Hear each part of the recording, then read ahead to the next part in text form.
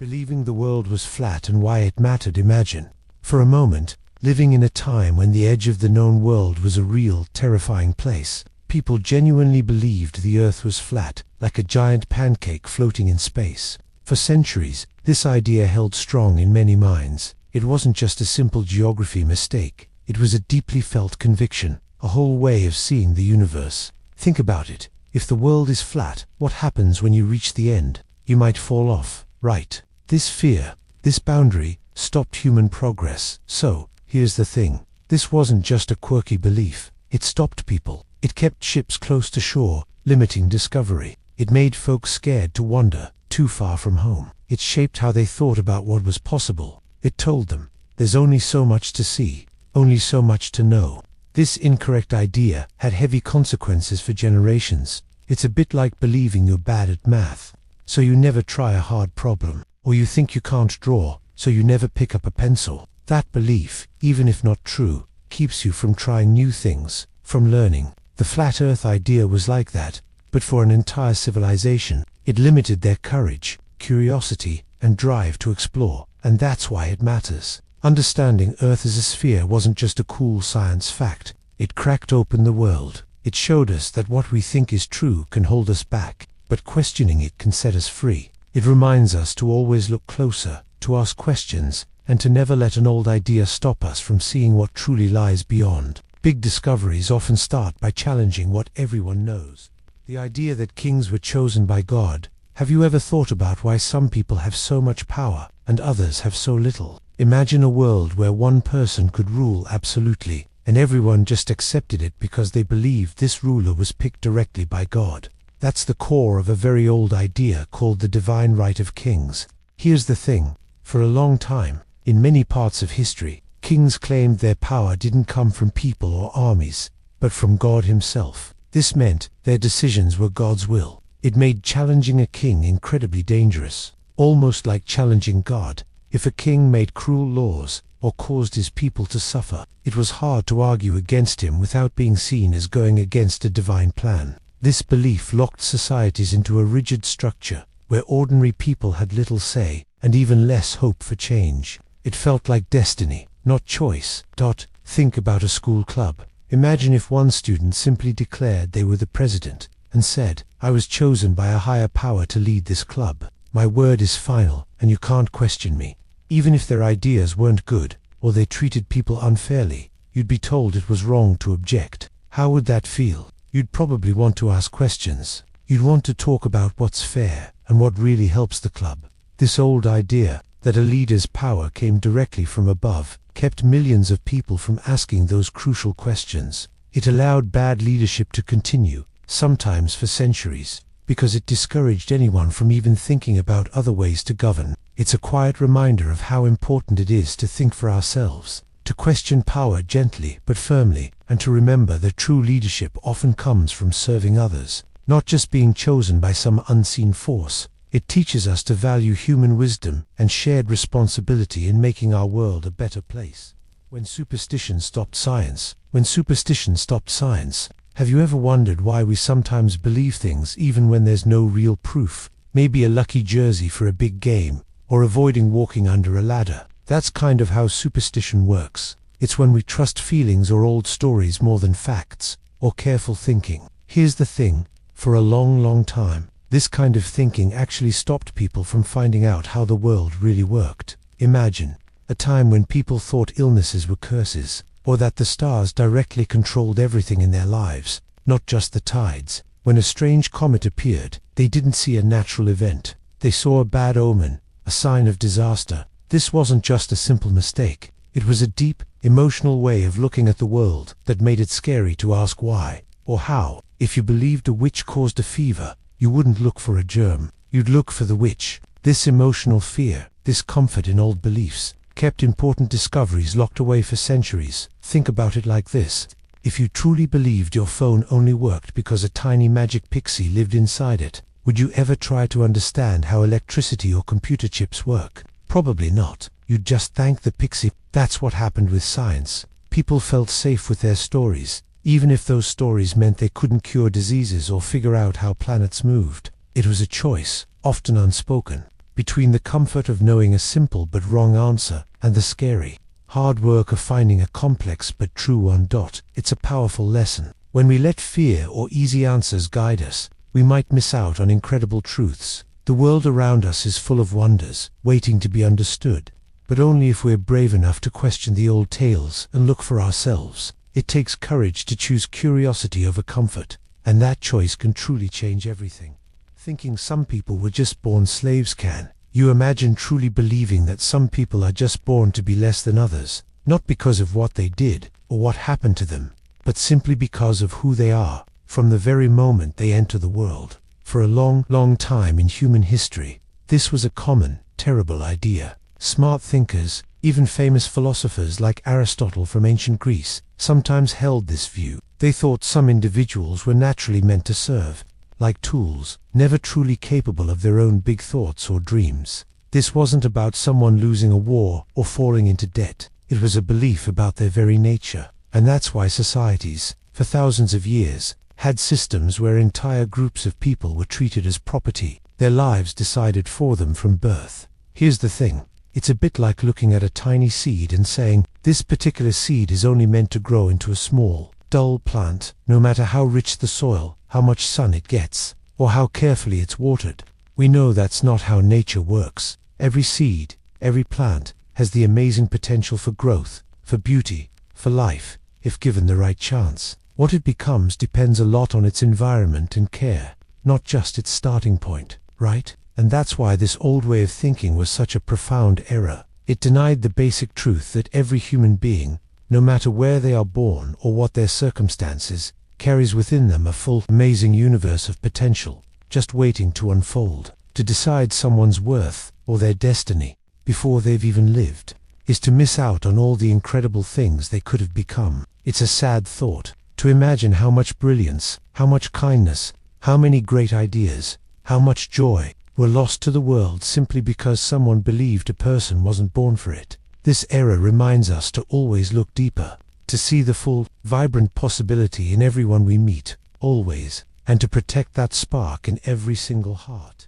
The dangerous lie of original sin. Have you ever felt like you were just wrong, like there was something inside you, a little bit broken, even when you tried your best to be good? For a very long time, many people were taught something called original sin. This idea claimed that every single person born into the world carried a flaw, a deep-seated guilt, passed down from the very first humans who ever made a mistake. It wasn't about what you did, but what they did. Way back when. Imagine being born into a family where, hundreds of years ago, a distant relative accidentally broke a priceless family vase, and because of that, every new baby in the family, including you, automatically started life with a mark against their name. You didn't even exist when it happened. You didn't touch the vase, but you're still seen as having this inherited flaw. That's kind of what original sin felt like for many. This belief shaped how civilizations saw themselves. It whispered that humans were fundamentally damaged, needing constant fixing or saving. It made people doubt their own goodness and believe their natural desires were always suspect. It created a heavy shadow, suggesting that our very nature was something to be ashamed of. But here's the thing. Thinking this way can be truly dangerous. It stops us from seeing the incredible potential for kindness, bravery, and brilliance that lives in every human heart. It ignores the fact that we are born with curiosity, with the capacity for love, and with the freedom to choose right from wrong every single day. We aren't just echoes of ancient mistakes. We are new stories, waiting to be written. Our journey isn't about escaping some inherited guilt, but about discovering the powerful good we can create in the world, starting fresh, right now. Why the Earth wasn't the center and the fight over it. Have you ever felt like you're the most important person in your own story? Like everything around you is, in some way, about you? For a long time, people felt that way about our planet, Earth. This idea shaped everything. They believed Earth sat still, grand, and every star, moon, and sun spun around us. This was a comforting idea. It placed humanity at the heart of the universe, a special creation. But here's the thing. This wasn't true. It was a powerful idea, but also a mistake. Imagine looking up at the night sky, seeing all those lights move. It truly looks like they're circling us, doesn't it? For centuries, smart thinkers built ways of understanding the world on this belief. It felt right. Questioning it felt like challenging something sacred. Then, people like Copernicus and later Galileo, using careful observation and math, saw a different picture, a much bigger, more humbling one. They suggested Earth wasn't the center. Instead, we, along with other planets, gracefully orbited the sun. This was a huge shock. Think about realizing your best friend has other friends you didn't know about, and their life doesn't just revolve around you. It's a moment of shifting perspective. People didn't accept this new idea.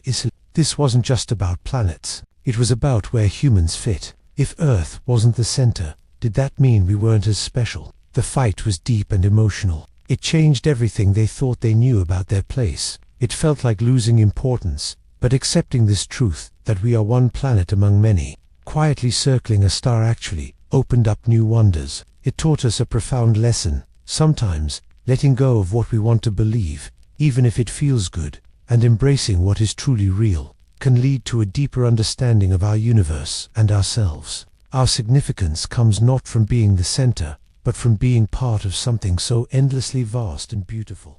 The thought that women were not equal imagined a world where half the people were seen as less important, just because of who they were. For a very long time, many societies truly believed that women were simply not as capable as men, not as smart, strong, or fit to lead. This wasn't just a casual thought. It was a deep belief. It was built into laws, dictating what women could and couldn't do. It was in schools, often limiting what girls could learn. And it even shaped how people talked about families and roles within them.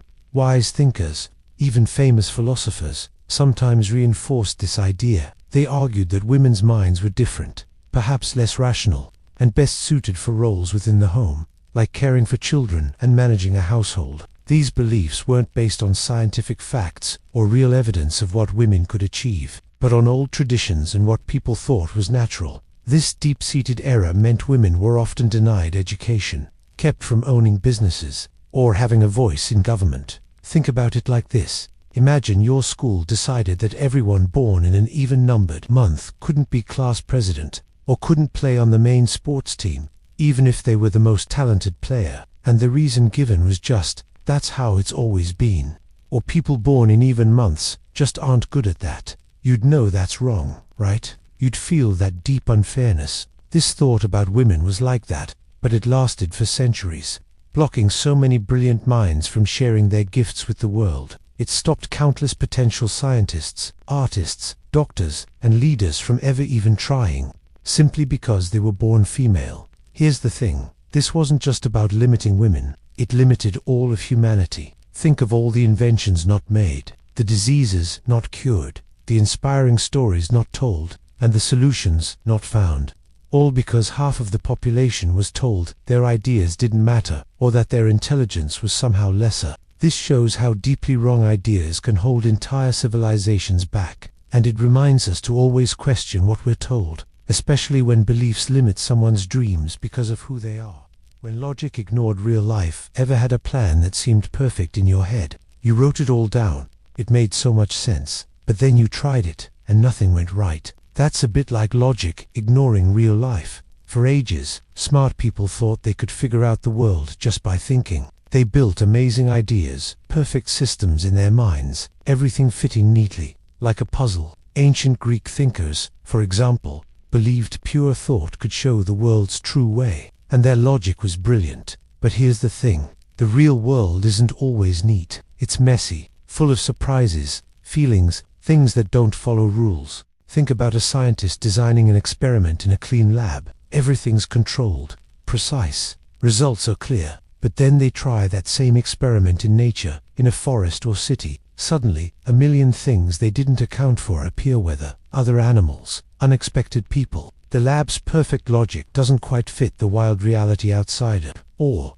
imagine planning your whole Saturday, homework, video games, friends, great on paper, but then your brother gets sick, or a friend calls with an emergency, or you just feel tired. The world, with its emotions and sudden changes, steps in. Your perfect plan bends and breaks. This can help you see something important. Logic isn't bad. It helps us think clearly. But sometimes, we love our clever ideas so much, we forget to look around. We forget the world is alive, breathing, full of things we can't predict with simple thought. It teaches us to be humble, to listen to what reality is telling us, even when it's messy, because the real truth, the deep truth, lives out there, beyond our perfect thoughts.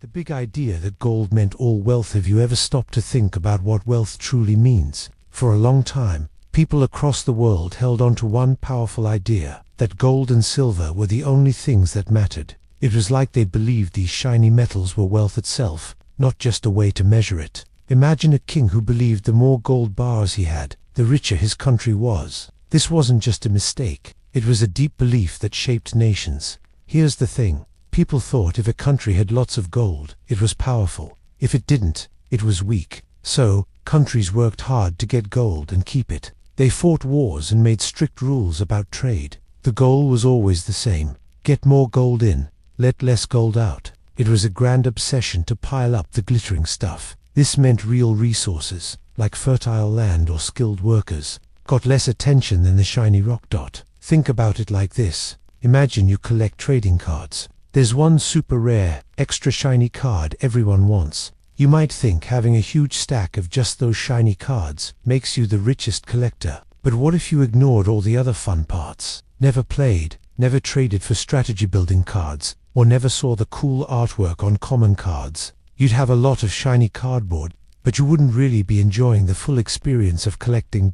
And that's why it matters. This mistaken belief about gold showed us something important. True wealth isn't just one single thing you can hold. It's a mix of so much more: healthy people, good ideas, fresh food, clean water, and the ability to live a happy life. When we fixate on just one symbol of value, like gold, we risk losing sight of the deeper, richer treasures all around us. It reminds us to look beyond the shine and see what truly helps people thrive.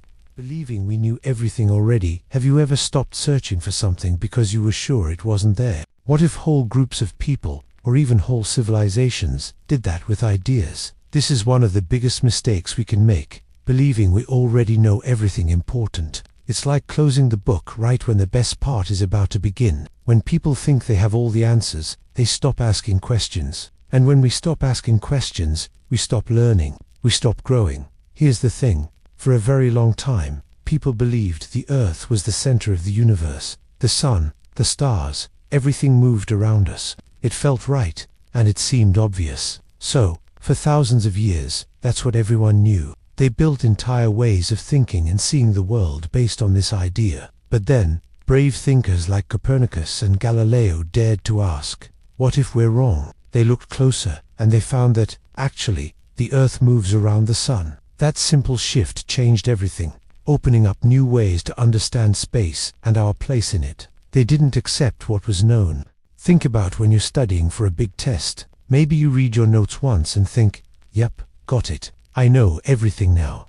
Then you get to the test, and a question pops up that you totally missed because you stopped looking. That feeling of certainty, of knowing, can actually trick us into ignoring new information or different perspectives. It can make us miss out on truly incredible discoveries, both about the world and about ourselves. And that's why it matters. True wisdom isn't about having all the answers. It's about staying open. It's about understanding that there's always more to discover, more to wonder about, more to learn. It's a quiet courage to say, I don't know yet, but I'm ready to find out. The mistake of might makes right. Think about those moments when someone stronger or louder gets their way. Even if deep down, you know they are wrong. It feels deeply unfair, doesn't it? It leaves a hollow ache inside. This uneasy feeling connects to an old dangerous idea that has shaped our world for too long. Might makes right. It means whoever has the most power, the greatest strength, or the loudest voice, gets to decide what is true, what is fair, or what is allowed. Their power, simply their ability to force something, makes their actions seem justified in their own eyes. For centuries, people have wrestled with this deeply flawed thought. Ancient empires often believed they were right because they had the biggest armies and could conquer others. Kings and queens ruled, often suggesting their power was a divine gift, making their commands automatically just. But history shows us a different, often heartbreaking story. Many leaders throughout time have taken advantage of this idea. They believed their strength gave them the right to take land, control people, or impose their will, simply because they could. And here's the thing, it led to so much pain, so many tears, and countless lives shattered. Whole civilizations suffered under this mistaken belief. Imagine in a school hallway, a really big kid pushes a smaller kid aside to get to the front of the line for lunch. The big kid gets their food first. Did their size make it okay? Did their might suddenly make pushing someone right? Of course not. It was just an act of raw power, not justice. It created fear, not fairness. The smaller kid felt helpless and hurt. Their feelings and their basic right to be treated with respect were ignored, simply because they weren't as strong. The mistake of might makes right teaches us a profound lesson. Power alone doesn't create justice or truth. True rightness comes from things like fairness, kindness, and respecting everyone, no matter how strong or weak they are. It's a quiet strength, one that doesn't need to push or shout or dominate. So here's what happened over time. People learned to question this idea, to resist it with all their heart. They fought for rules, for laws, and for human rights that protect everyone, not just the powerful. And that's why it matters so much, because we can choose to build a world where what is truly right is actually right, and not just what is powerful. Why happiness wasn't the goal for some. Have you ever wondered if always being happy is even possible? Most of us chase happiness like it's the finish line of life. We want to feel good, laugh often, and avoid anything that hurts. But here's the thing. For many deep thinkers and cultures, personal happiness wasn't the main prize. It wasn't what they aimed for above all else. Imagine ancient philosophers, like the Stoics in Greece, or think of great leaders throughout history. They didn't always talk about joy and comfort. Instead, they focused on things like virtue, duty, and living a life that was good in a deeper sense. They believed it was more important to be brave, to be fair, or to serve your community, even if those choices brought hardship. For them, a truly meaningful life wasn't about feeling happy every second. It was about acting with purpose, living by strong values, and striving for something bigger than themselves. Doing the right thing often felt hard, not happy, but they saw that as the path to a different kind of fulfillment. Think about a scientist working for years on a cure for a terrible disease. They might spend long nights in the lab, face many failures, and miss fun times. They aren't happy in the moment of frustration or exhaustion, but they keep going because their purpose is bigger than their own comfort. Their goal isn't instant happiness, it's the hope of helping others. That deep commitment drives them. So maybe the real question isn't, am I happy right now? Maybe it's, am I living a life that matters? Am I doing things that build something good, even if it's tough? Sometimes, the quiet feeling of knowing you've done something truly important, something that lasts, can feel more profound than any quick smile. It's a different kind of rich feeling, one that comes from contributing, from enduring, and from finding meaning beyond just feeling good. Our lives can hold a deeper purpose, a quiet strength that isn't always loud with joy, but shines bright with significance. The idea that pain was always bad. Have you ever truly considered if pain, that sharp, unwelcome feeling, could actually be more than just bad? For a long time, most people saw pain as purely negative, an enemy to fight, hide from, or numb away. And it's easy to see why we feel this way. No one enjoys the sting of a scraped knee or the deep ache of disappointment. Our bodies and minds pull away from anything that hurts. But here's the thing.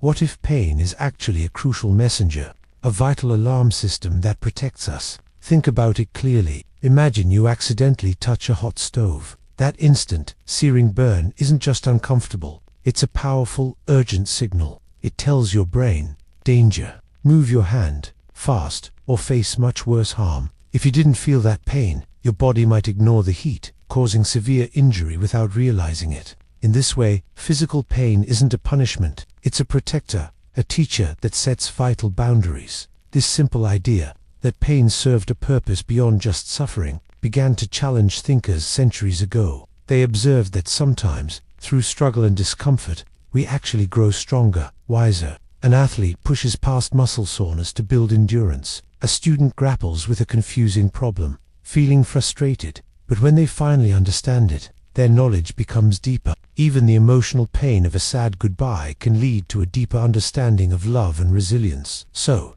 here's what I found. It's not about seeking out pain or pretending it doesn't hurt. It's about recognizing its often hidden role. Pain, physical or emotional, can be a rough but honest guide on life's challenging journeys. It doesn't mean the path is wrong. It means you are truly experiencing, learning, and changing. To hold on to the idea that pain was always bad might be an old error, keeping us from appreciating how much growth and understanding can emerge from life's difficult, sharp edges. Perhaps these moments aren't just there to wound us, but to powerfully shape us. Thinking history just repeats itself forever. Have you ever felt like you're stuck in a loop? Like the same arguments keep happening, or the same mistakes get made, no matter what? It's easy to look at the past, at wars and struggles, and think, here's the thing, people never truly change. History just keeps doing the same thing over and over. This idea is a really old one. Some ancient thinkers believed time was like a giant wheel, always turning, bringing the same events back around. They thought there was no real progress, just endless cycles. It can feel comforting in a way, like nothing is truly new, but it also takes away hope. But here's the problem. When we believe history simply repeats, we miss the quiet, powerful ways things do change. Think about a time you tried something new. Maybe you learned a new game, or finally understood a tough math problem. At first, it might have felt impossible, like you'd never get it. But with effort, you learned. You adapted. You didn't just repeat the same struggle forever. Our world is like that too, just on a much bigger scale. Yes, humans face similar challenges across time, things like unfairness, conflict, or wanting to belong. But how we face them, the tools we use, the ideas we develop, those things are always evolving. We build on what came before. For example, people once thought illnesses were caused by angry gods. Now, we understand germs and vaccines. It's a huge shift in thinking, not just a repeat of the same old fear. To believe history only repeats means we ignore the incredible power we have right now. It means we don't see how every choice, every new discovery, every act of kindness can gently nudge the future in a different direction. We are not just actors in an endless play. We are also its writers. The past is important, but the future is still unwritten, shaped by what we choose to do right now.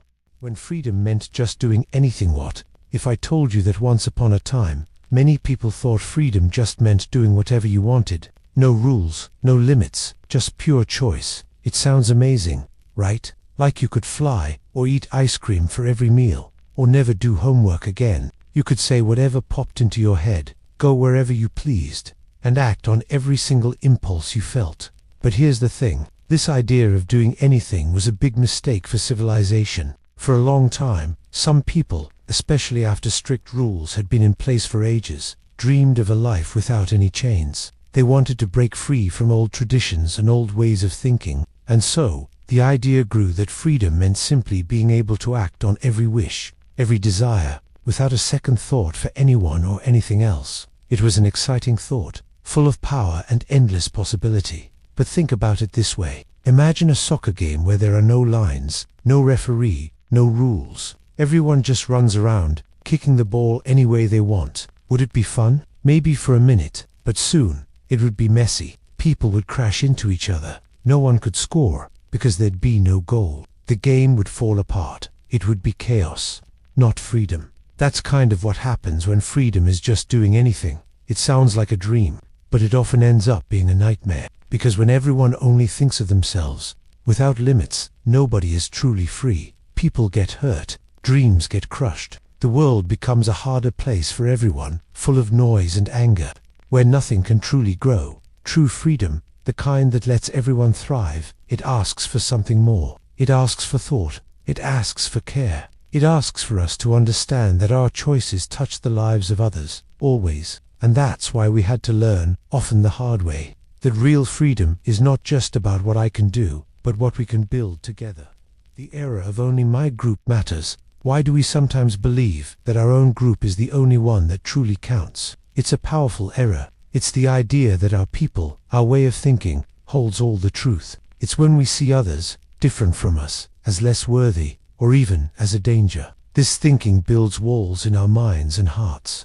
Instead of bridges, throughout history, this narrow view has fueled immense pain. Think about times when different groups couldn't share land, or when people were treated terribly just because of their family, beliefs, or skin color. It's a repeating, painful pattern. This era caused deep conflicts and kept us from understanding the world. It led to heartbreaking suffering for so many. Here's the thing. It feels good to belong. We naturally feel safe within our group. But when that feeling turns into believing only your group matters, that's when problems start. Imagine a forest. If the oak trees decided only they mattered, ignoring the soil, water, and tiny insects, the whole forest would suffer. Every part, even the smallest, plays a vital role. We are all part of a larger human ecosystem, like that forest. The quiet truth is, no group holds all the answers. Every person, culture, community brings a unique piece to the puzzle of understanding our world. When we open our minds and hearts to others, we don't lose anything.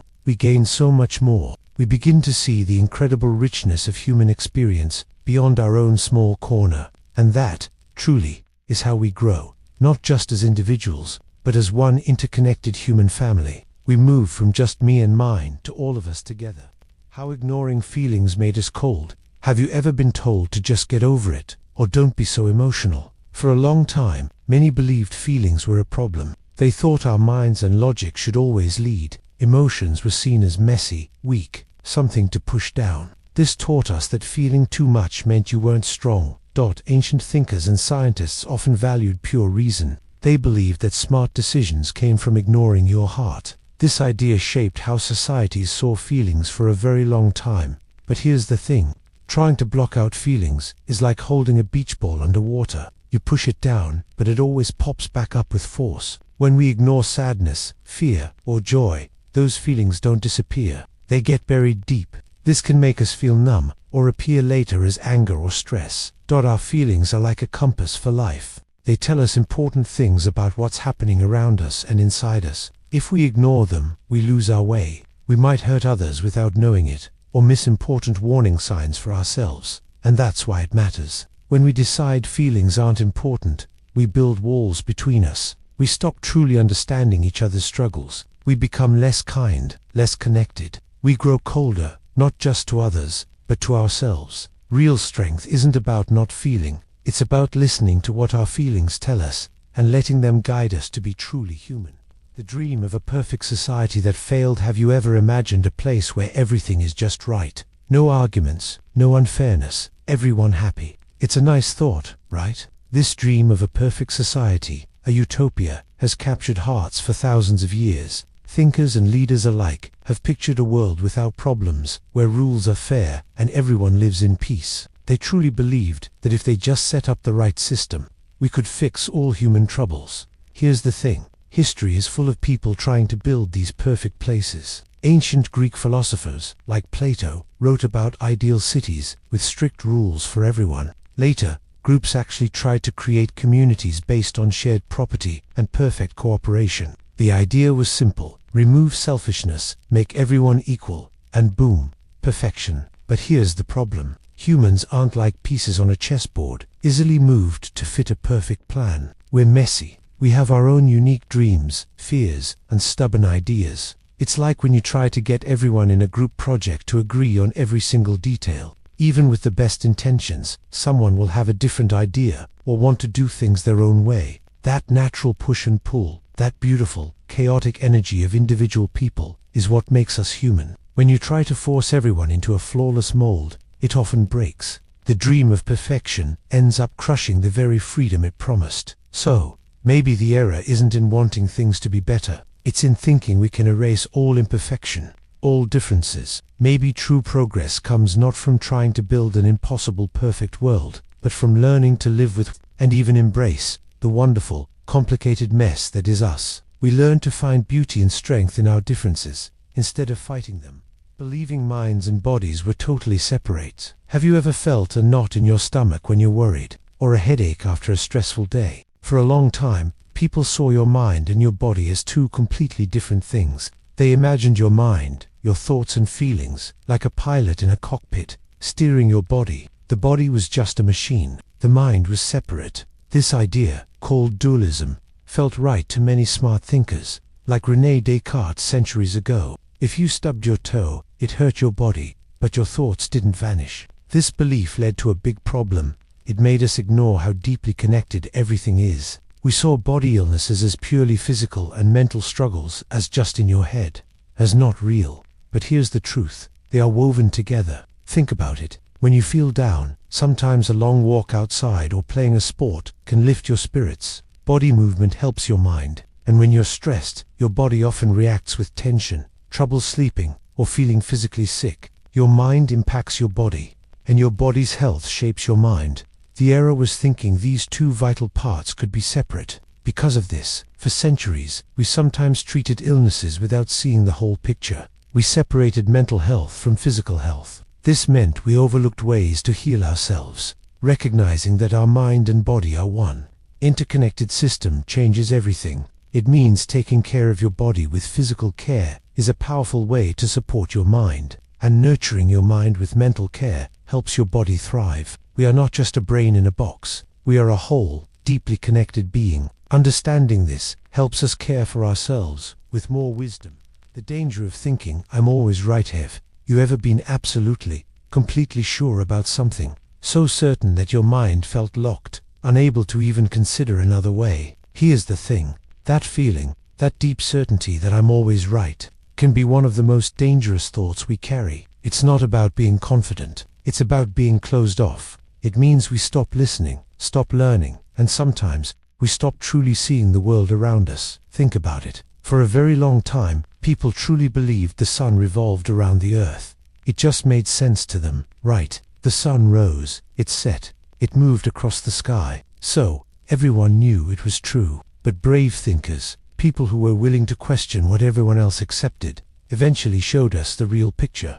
The earth goes around the sun, and that changed everything. It wasn't easy for people to accept, because admitting you were wrong, and that countless generations before you were wrong, feels big. It can hurt, but here's what happened. By being open to being wrong, we actually found the truth. And that's why it matters. When we cling to our own ideas as the only possible truth, we build walls. We miss out on new understandings, beautiful discoveries, and even amazing friendships. Imagine being stuck on a puzzle, convinced your piece is the only one that fits. When a friend has the perfect one, you just aren't looking at dot. So, here's a calm thought. Maybe the greatest wisdom isn't knowing all the answers. Maybe it's being brave enough to admit you don't, and humble enough to keep looking, to keep listening. Because the world is much bigger, much more wonderful, than any single person's ideas, even our own.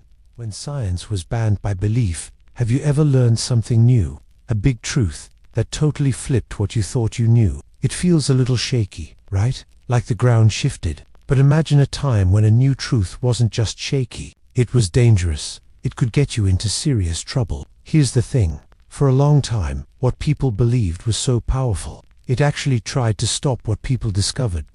Think about the stars. For centuries, people truly believed our Earth was the center of everything. The sun, the moon, all the stars, they circled us. This idea wasn't just a thought. It was woven into their understanding of life, their stories, and their faith. Then, a man named Galileo came along. He used his new telescope to see things differently. He saw moons orbiting Jupiter, not Earth. He saw proof that Earth wasn't the center, but just one planet circling the sun. This was a massive, uncomfortable truth. And here's what happened. Instead of cheering for this amazing discovery, many were terrified. It shattered their comfortable worldview. It felt like their entire world was pulling apart. So, Galileo's scientific findings weren't just ignored. They were banned. He was told to keep quiet, to pretend what he saw wasn't true. It's like if you found a faster way to solve a tough math problem, but your teacher insisted you had to use the old, harder method, and even punished you for trying anything new, just because the old way was tradition. That feeling of fear, of holding on to old ideas because they feel safe, is a powerful force. It shows how deeply we can cling to what we think is true, even when new evidence is right there. But here's the thing. Truth often finds its light, even when people try to hide it. It teaches us to be brave enough to look, to question, and to let go of old ideas when new, truer ones emerge. That's how we move forward, even when it feels a little scary.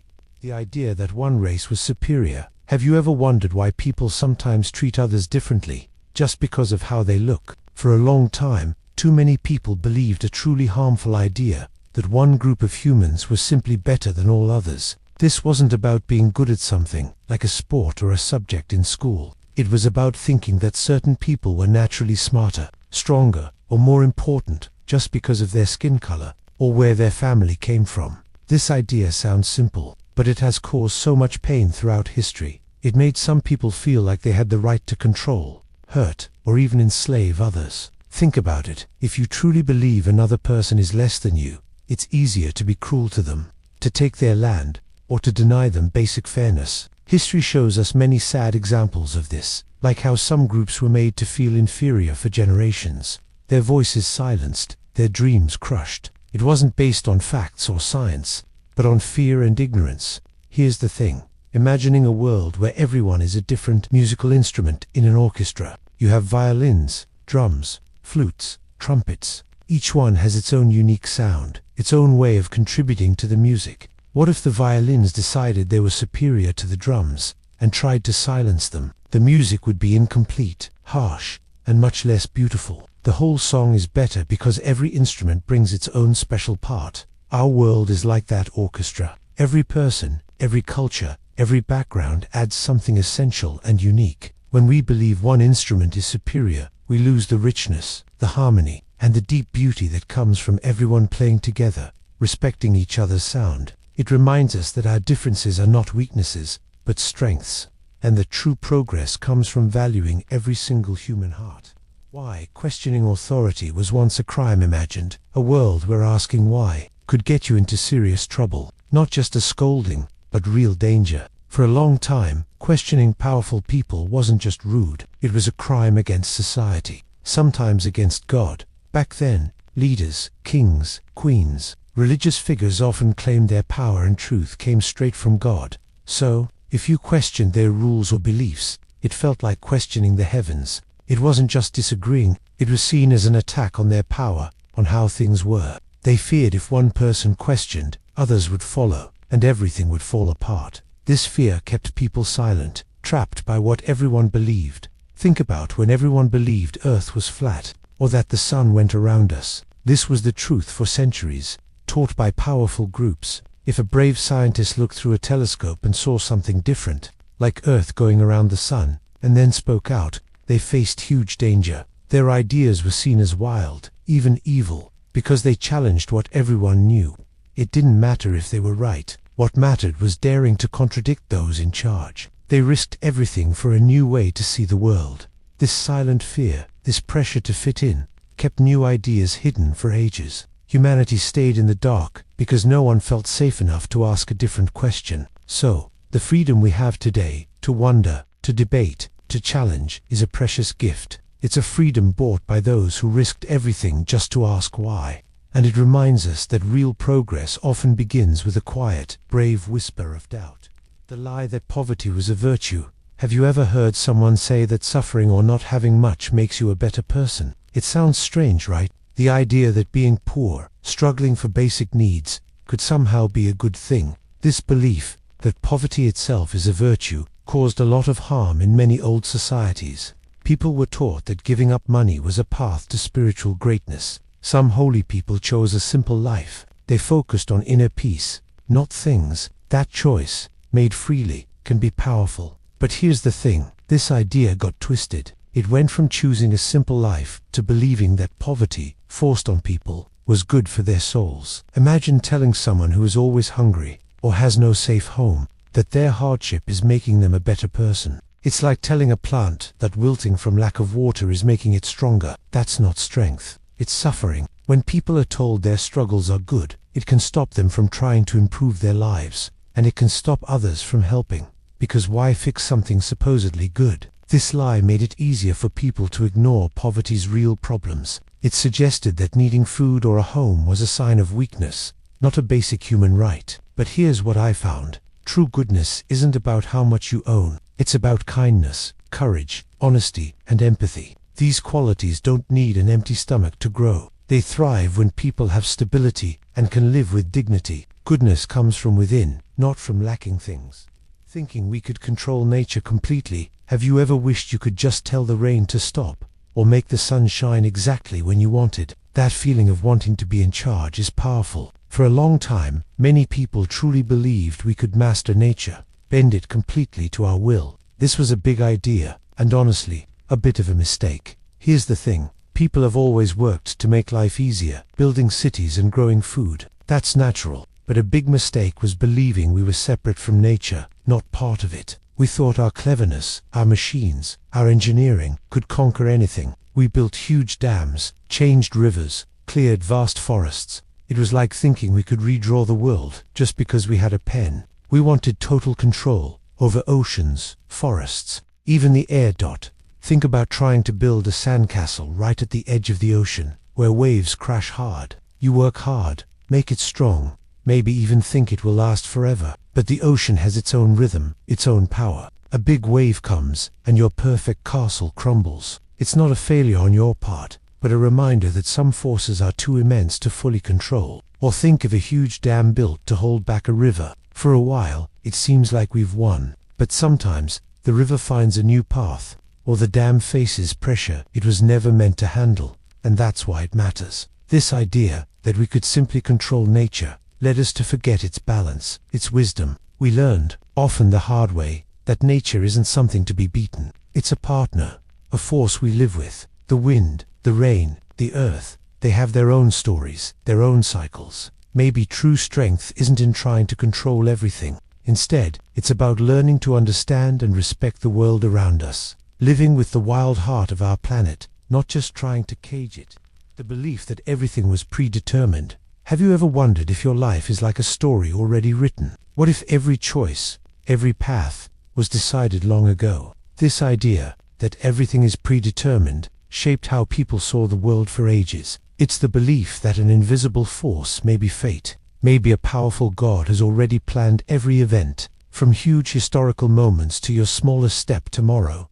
Imagine ancient people looking at the stars, believing their destinies were etched there. For thousands of years, thinkers struggled to understand why things happened. Many found comfort in a grand plan. But this belief, while offering peace in tragedy it was meant to be, also took away personal choice. It could make effort seem pointless. If the outcome is already decided, why even try? Think about a track race. If you believed the winner was already chosen, would you train hard? Would you push at the finish line? Probably not. The joy, the struggle, the feeling of earning success, much comes from knowing your effort matters. Defeat is easier when you know you gave it your all. This belief that our actions don't shape what happens can feel heavy. It makes you feel like a character in a play, reading lines someone else wrote, not the author of your own story. But here's the thing, a fixed destiny can be a deep comfort. Yet, it also makes us ask about our courage, our compassion, our humanity. If every moment is already set, what becomes of hope? What about trying to make things better? Maybe real power isn't in knowing what will happen. It's in facing each new moment, believing our choices, big or small, still carry weight. Even in a vast, mysterious universe, your choices can sparkle. It asks us to find quiet strength in deciding to try, even if the ending isn't guaranteed. When beauty was only about rules, have you ever wondered if beauty always felt personal, like what you think is pretty? It's kind of strange, but for a long time, what people called beautiful wasn't about feelings or personal taste at all. Here's the thing, it was mostly about rules. Think way back to ancient Greece. Those smart thinkers, the philosophers, believed true beauty was tied to perfect order and balance. If something was beautiful, it had to follow very specific measurements and proportions. Imagine a building needing a certain height-to-width ratio, or a statue having limbs perfectly scaled. They even applied this to music, saying melodies were beautiful if they followed mathematical patterns. It wasn't about whether a song made you feel happy, it was about if it was correct. Imagine if your favorite video game was only considered good if its graphics and storyline perfectly followed a rigid checklist, with no room for creative glitches or unexpected twists. If it didn't match the rules exactly, it was just wrong, not beautiful. This way of thinking meant that if a painting or a poem didn't fit these ancient formulas, it wasn't seen as truly beautiful, no matter the artist's effort. And that's why it matters. This idea that beauty was only about fitting a perfect mold left out so much. It didn't account for the wild, unexpected moments that can take your breath away, or the feeling you get when something just speaks to you, even if it's not perfectly symmetrical. It makes you wonder, did they miss out on a whole world of magic just because it didn't follow the rules? Maybe beauty is more than just right or wrong. Maybe it's also about how it makes us feel. The mistake of the ends justify the means. Have you ever wanted to win so badly, or achieve a goal, that you thought about doing something a little not so right just to get there? Maybe cutting a corner, or stretching the truth. This feeling touches on a very old and often dangerous idea. The ends justify the means. It means believing that if the final result is good, then it doesn't matter what you did to get that result. Like saying, "It's okay, I pushed my way to the front of the line because I really needed to get this done quickly." But here's the thing. History shows us this idea can lead to a lot of pain. Leaders in the past sometimes convinced themselves it was okay to be cruel or unfair to many people, all because they believed in a better future. They thought their good goal made bad actions acceptable. It's a very tempting trap, because a good outcome can blind us to the harm we cause along the way. Imagine you're building a tower with your friends, a really amazing, tall one. You desperately wanted to be the tallest in the competition. So, when no one is looking, you subtly sabotage another team's tower. You win. Your tower is the tallest. The end, winning, seems good, but the means, sabotaging and being unfair, that's not good at all. What does that victory really mean? It's built on deceit. You might have the tallest tower, but you've probably broken trust with your friends, and you haven't actually learned how to build better. This way of thinking whispers that what's right or wrong doesn't really matter, as long as you get what you want. But our journey, the steps we take, they shape us. They show who we are. Choosing kindness, honesty, and respect, even when it makes reaching our goal harder, creates a deeper, truer kind of success. It builds trust, not just a win. And that, in the long run, matters so much more. Forgetting how to doubt and learn. Have you ever felt completely sure about something? So sure, you just knew it was true. That feeling is powerful. It makes you feel smart. But here's the thing. Being too sure can be a big mistake. It means we stop doubting. And when we stop doubting, we also stop truly learning. Think about a time long ago. Everyone believed the sun moved around the earth. It looked that way every day. If someone suggested the earth moved, people would probably laugh. For centuries, this was simply how it was. No one questioned it. Then, thinkers like Copernicus and Galileo came. They observed the sky closely. They dared to ask, what if we're wrong? Their doubt, their willingness to challenge common belief, led to a huge discovery. It changed how we saw our place in the universe. It's like learning to ride a bike. Your first try won't be perfect. If you never doubt your balance, if you just keep doing the same thing, you'll keep falling. You have to think, why did I fall? You adjust.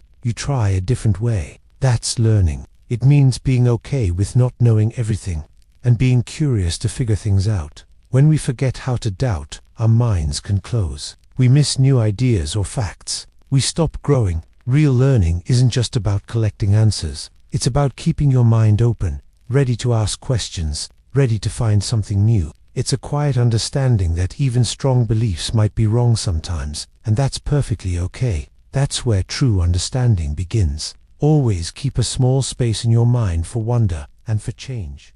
The idea that money was the only measure of worth. Have you ever stopped to think about what makes a person truly valuable? Is it the clothes they wear, the size of their house, or how much money they have? For a long time, many people in different civilizations believed money was the only thing that truly showed a person's worth. Here's the thing. This idea became a huge mistake, shaping how societies worked and how people felt about themselves. Imagine a world where everything good, every talent, every kind deed was only counted if it could be bought or sold. This way of thinking isn't new. As trade grew and cities became centers of commerce, the shine of gold and coins started to overshadow other kinds of value. People began to see wealth as a sign of success, intelligence, and even goodness. If you were poor, it was easy to feel like you didn't matter as much, or that you were somehow less worthy. But here's the problem. Think about someone who spends their life helping animals, or a person who dedicates years to teaching kids,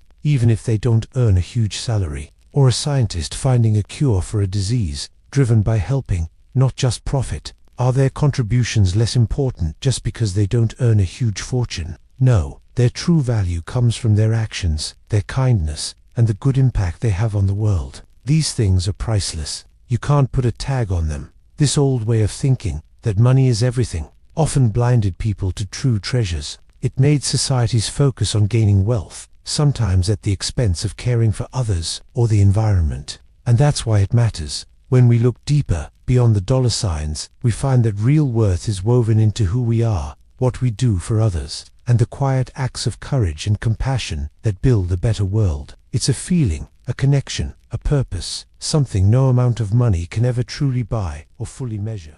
How a few good ideas became bad rules. Have you ever stopped to think about how some rules, the ones that seem to make life harder, actually got started? It's a strange thing, but often, the rules that hold us back began as really good ideas. Someone, somewhere, thought they were helping, creating something wise, but over time, the wisdom got lost, twisted, or stretched too far, turning something helpful into a heavy chain. Here's the thing, human beings want to make sense of the world. We crave order, so, when someone shared a brilliant thought, like treat others as you want to be treated, it was a light, a guide for kindness. Or perhaps an ancient thinker said, the sun revolves around the earth, because that's what it looked like every day. These were powerful ideas, meant to explain things or help people live better.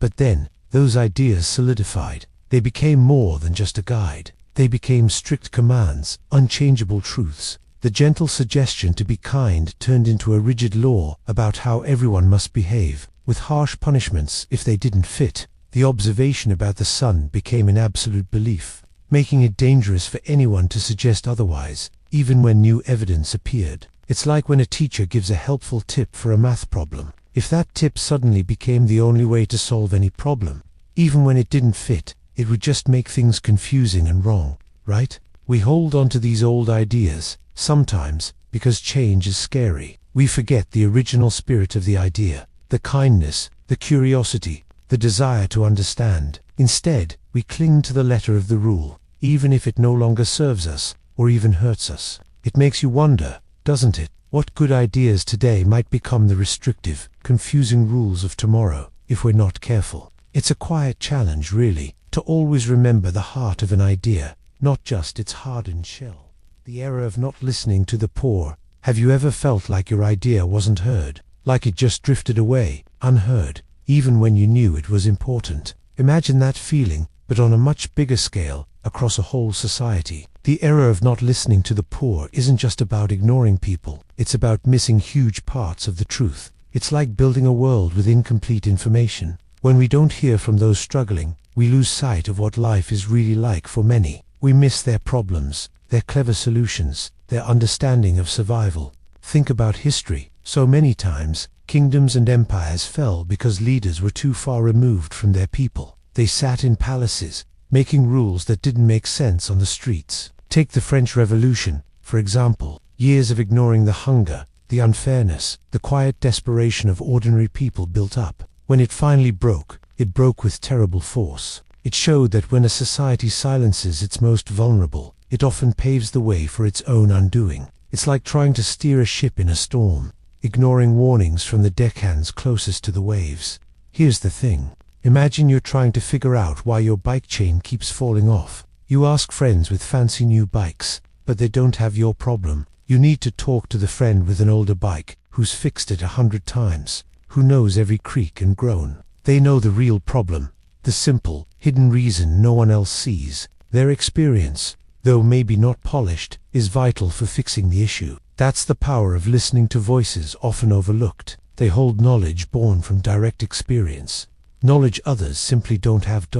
So, this era isn't just about fairness, though that matters too. It's about wisdom. It's about understanding that truth can come from anywhere, especially from places of hardship. When we truly listen to every voice, especially the quietest ones, we build a richer, stronger, more compassionate world. We learn not just about their struggles, but about our shared humanity and the strength that comes from enduring.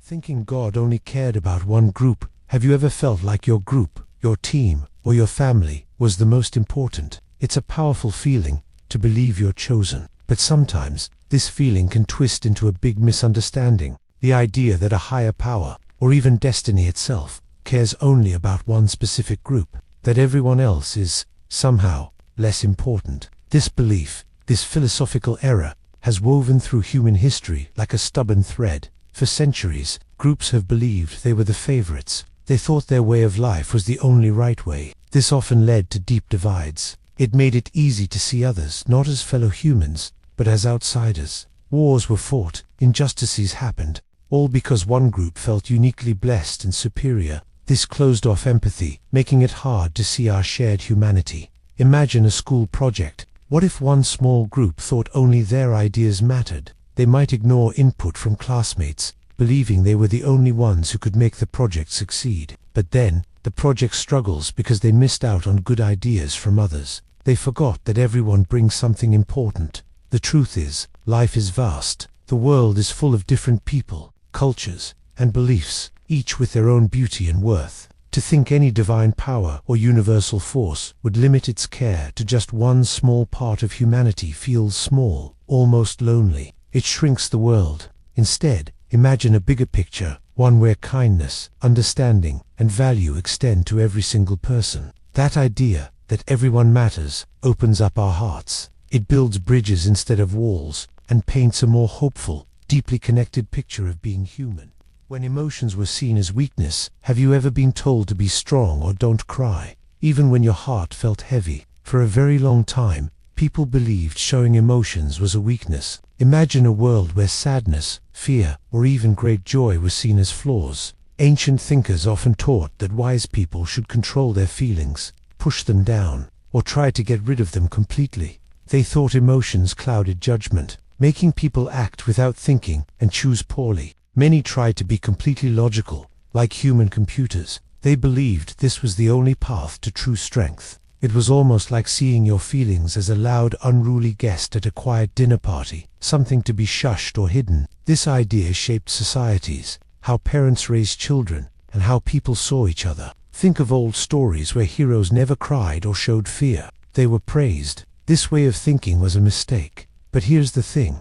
Emotions aren't just random noise. Imagine driving a car without a dashboard, no speedometer, no fuel gauge. That's a bit like living without emotions. Your feelings are like that dashboard. Sadness tells you something is wrong. Fear warns you of danger. Even anger, when understood, can point to an injustice. They are signals, not weaknesses. When we believed emotions were errors, we stopped listening to these important signals. We tried to silence a part of ourselves that helps us navigate the world, understand others, and truly understand ourselves. This taught us to build walls around our truest selves. And that's why it matters. Acknowledging our feelings isn't about being weak. It's about being fully human, truly aware, and deeply strong. It's about letting your inner compass guide you.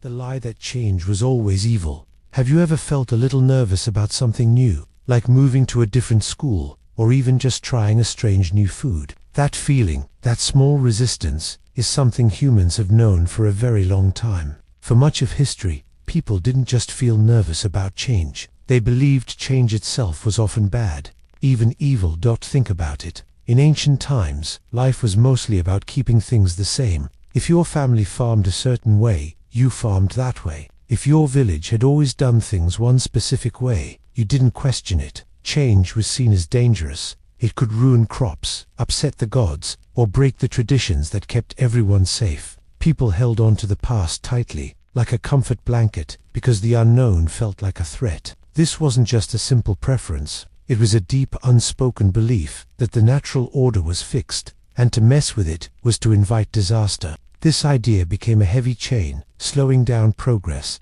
making people afraid to even imagine a different, possibly better, future. But here's the thing about life. It's always changing. Think about a caterpillar. For a while, it's a worm-like creature, munching on leaves. If it stayed a caterpillar forever, it would never know flight. It has to go through a massive, confusing change inside a chrysalis. It dissolves, practically. But out of that messy, uncertain time comes something beautiful and completely new, a butterfly. The caterpillar didn't just change, it became something else, something wonderful. Our own lives are like that. We grow, we learn, we move from being children to young adults. Our bodies change, our thoughts change, our understanding of the world changes. This constant flow isn't a mistake or an evil force trying to trip us up. It's the very rhythm of life, the way things are meant to be. Learning to accept this, to even welcome it, helps us embrace our own growth. It helps us see that change, though sometimes scary, is often the path to something truly amazing. Believing only the strong should survive. Have you ever thought about what makes a group, a team, or even a whole town truly strong? Sometimes, people believe only the toughest, smartest, or wealthiest should survive. They think if someone struggles, it's just nature taking its course, like survival of the fittest. This idea sounds simple, but it's a big mistake that has caused much pain and stopped us from growing together. Here's the thing. Survival of the fittest comes from how nature works. Scientists like Charles Darwin observed how animals adapt to their environment. But humans sometimes twisted this idea. They started thinking it meant we should let people suffer, or that it's okay for some to be crushed so others can rise. History shows us how this belief led to very harsh societies. People used it to justify unkindness, saying some groups were weaker and deserved less. It made people forget compassion. Think about a school project. If one person in your group is having trouble understanding a part, do you just let them fail? Or do you take a moment to explain, to help them catch up? If you help, your whole project gets better, right? Everyone learns more. It's not about one strong person doing all the work. It's about the group becoming stronger together because you supported each other. That's how real strength works, not just in a classroom, but in life. When we only look out for ourselves, or only the most powerful, we miss out. We lose many amazing ideas and talents from people who just needed a little help. True strength isn't just about winning a race. It's about building a path where everyone can run. It's about understanding that a helping hand makes everyone more resilient. And that's why it matters to believe in kindness, not just raw power. Our shared future depends on how we lift each other up. The idea that truth was whatever you felt. Have you ever felt something so strongly, so deeply, that it just had to be true? Maybe you felt sure a friend was mad at you, even if they said they weren't. Or you just knew you'd ace a test, even without much studying. For a long time, people believed truth was something you discovered outside yourself, like a law of nature or a logical fact. You looked for it, studied it, proved it. But then, a powerful idea started to spread. What if truth wasn't out there, waiting? What if it was actually inside you? What if truth was simply whatever you felt was right, in your heart, in your soul? This concept grew over centuries, suggesting there wasn't one universal truth for everyone. Instead, what felt true to you became your truth. It sounds freeing, doesn't it? My feelings are valid. And yes, your feelings are valid. They're real parts of your experience. But here's the thing. Feelings, however strong, aren't always the same as truth. Think about being sick with a fever. You feel so hot,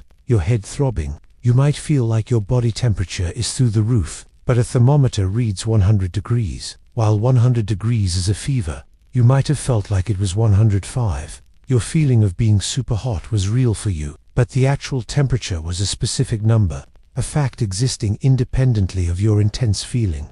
This idea that truth is just whatever you feel can make things tricky. If everyone's feelings are their ultimate truth, how do we agree on what's real? How do we work together to solve big problems, or even decide what's fair in a game? It reminds us that while our feelings are important, they aren't the only guide. Truth sometimes asks us to look beyond what we feel, to search for facts, and to question even our own strongest emotions. It's a quiet whisper that some truths exist, solid and steady, whether we feel them or not.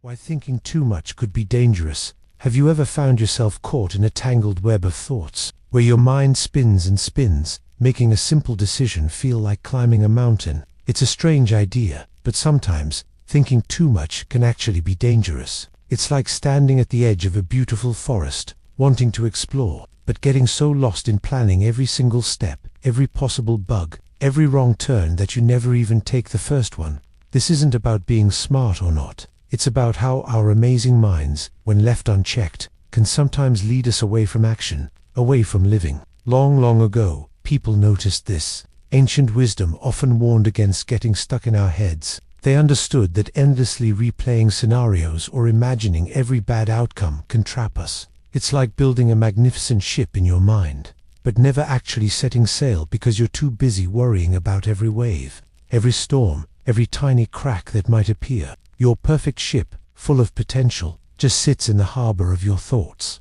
Think about a time you had a big school project. You might have had a brilliant idea, but then you started to overthink. Is my idea good enough? What if it's too simple? What if it's too complicated? What will everyone else think? Soon, the excitement drains away, and the project feels heavy, impossible. You might even miss the deadline, not because you weren't smart enough, but because you thought yourself into a corner, paralyzed by all the what-ifs. The danger isn't thinking itself, but thinking only. It's when our thoughts become a cage, not a key. It reminds us that there's a quiet power in letting go, in trusting a little, and in just doing. Sometimes, the bravest thing we can do is to step out of our own minds and simply begin letting the path reveal itself. The mistake of trying to make everyone the same. Have you ever thought about how strange it would be if every single flower in a field looked exactly alike? No different colors, no different shapes, just one kind of flower, repeated endlessly. It wouldn't feel right, would it? Here's the thing. For a long time, and even today, people have made a similar mistake with humans. They try to make everyone the same. This idea pops up in different ways. Sometimes, it's about making everyone think the same thoughts, believe the same things, or even act in the exact same way. It's like saying, your unique light isn't needed. We need you to be just like everyone else. And that's a really big problem. When societies or leaders tried to push this idea, they often silenced voices and dulled spirits. They thought if everyone was the same, there would be fewer disagreements or problems. But what actually happened was that joy and new ideas faded away, leaving behind a quiet sadness. History shows us this again and again. When individuality is crushed, progress slows, and hearts grow heavy. Think about a soccer team. Imagine if every player was a goalkeeper. Who would score goals? Who would defend the midfield? A team is strong not because everyone is the same, but because each player brings a different skill and a different perspective. One person might be fast, another strategic, another a great leader. It's these differences that make the team powerful and interesting to watch. Pushing them toward victory, that can help you see why trying to erase our individual sparks is so damaging. Each of us is a unique creation, with our own talents, feelings, and ways of seeing the world. When we try to force everyone into the same mold, we lose so much. We lose the new inventions, the beautiful art, the different ways of solving problems that only come from unique minds working together. It's like trying to sing a song with only one note. It might be clear, but it won't be a symphony. We are meant to be a vibrant mix of colors, not just one dull shade. Our world is richer, stronger, and much more beautiful when we celebrate the incredible, varied tapestry of human existence, allowing every single thread to shine. When honor meant blind loyalty, imagine a world where being honorable meant never questioning, never doubting, even if deep down you felt something was wrong. It's a strange idea today, isn't it? We often think of honor as doing what's right, standing up for truth. But for a long time, honor was tied to something else, blind loyalty. This wasn't about being loyal to a good idea. This was absolute devotion to a person, a leader, or a tradition, no matter what they asked. Think about ancient armies. A soldier's honor was tied to never betraying their commander, even if that commander was cruel. Medieval knights swore oaths to their king. To break that oath, even if the king was misguided, meant losing all honor. It wasn't about the morality of the command. It was about the act of obedience itself. Here's the thing, people believed this loyalty was the highest virtue. They thought it held society together. But what happens when loyalty demands you ignore your own conscience? What if it asks you to do something truly unjust? It's like being on a sports team, and your coach tells you to cheat. If your honor meant only obeying the coach, you'd cheat. You wouldn't think about fair play. You'd just do what you were told, because loyalty demanded it. This is a powerful, dangerous trap. This kind of thinking caused immense suffering, allowing terrible decisions to go unchallenged. Critical thinking, asking tough questions, or following your own moral compass were seen as weaknesses, as disloyal. And that's why it matters. True honor isn't about blind obedience. It's about having the courage to look at a situation with open eyes and decide what is truly right, even when it's hard. Our loyalty should always be to what is just and true, not just to a person or a position. The error of waiting for a hero to fix everything. Have you ever felt a problem was just too big, too scary, and secretly wished someone, anyone, would just appear and make it all go away? Maybe a brave leader, a super smart scientist, or even someone magical. This feeling is ancient, deeply human. For thousands of years, people have looked to powerful figures, great kings, wise prophets, or brilliant inventors, hoping one special person would fix everything that felt broken in the world. But here's the thing. This waiting, this hope, placed entirely on one pair of shoulders, can actually be a mistake. It's like a big group project in class, but everyone sits back, expecting the smartest kid to do all the research, write the whole report, and present it perfectly. What happens then? That one kid gets overwhelmed, and the project might not be as good as it could have been. And more importantly, everyone else misses out on learning, on contributing their own ideas, on the power of working together. Throughout history,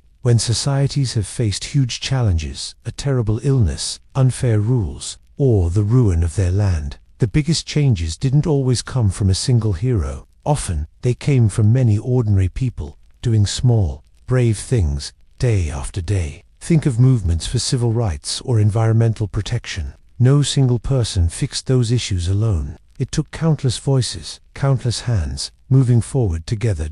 So this era isn't about heroes being bad. Heroes can inspire us, absolutely, but the mistake is believing that only a hero can solve things, and that we ourselves don't have a part to play. It's the silent choice to wait, rather than to act. Maybe the real heroes aren't just one person, but all of us, when we decide to stand up, speak out, and lend a hand, each in our own way. It's about finding the power within ourselves, and within our communities, to make the changes we wish to see. Thinking progress was automatic. Have you ever hoped that good things would just happen, that problems would solve themselves, and the world would simply get better, all on its own? This quiet hope, this deep belief, is actually a big philosophical error that changed how people thought for a long time. It's the idea that progress, especially for humans and our societies, is automatic. Many years ago, especially after amazing new inventions like electric lights or connected trains, people felt a powerful sense of optimism. It seemed like human smarts would just keep making life better, smoothly. They started to believe our knowledge, technology, and even how we treated each other would naturally improve, like a tree growing taller. They imagined a perfect future, evolving simply because that's what progress did.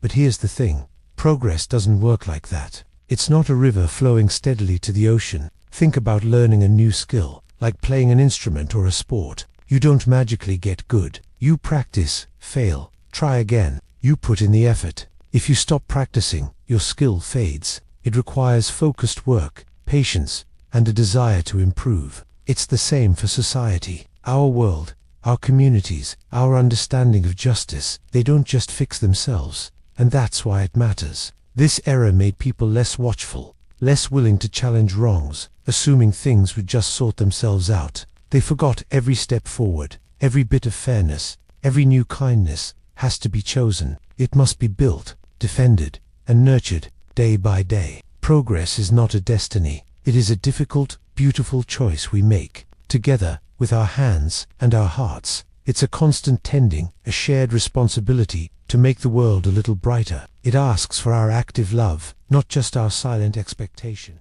The belief that art had to be useful. You ever looked at a painting, or listened to music, and just felt something beautiful, or sad, or hopeful? Maybe you didn't even know why you felt that way, or what the art was for. For a long time, many people made a mistake. They thought art had to be useful. This meant they believed art needed a clear job. A painting should teach a lesson, a statue honor a king. For centuries, this idea was very strong. Art was often a tool. It helped people record history, tell stories, or build grand buildings. It served a practical purpose, like a hammer building a house. And yes, some art can be useful. But here's the thing. Imagine a world where all art had to have a practical use. What if every drawing showed instructions? What if every song taught a math problem? It would take away so much wonder, wouldn't it? Think about watching a beautiful sunset. No one says a sunset is useful like a cell phone. It doesn't cook dinner or give directions,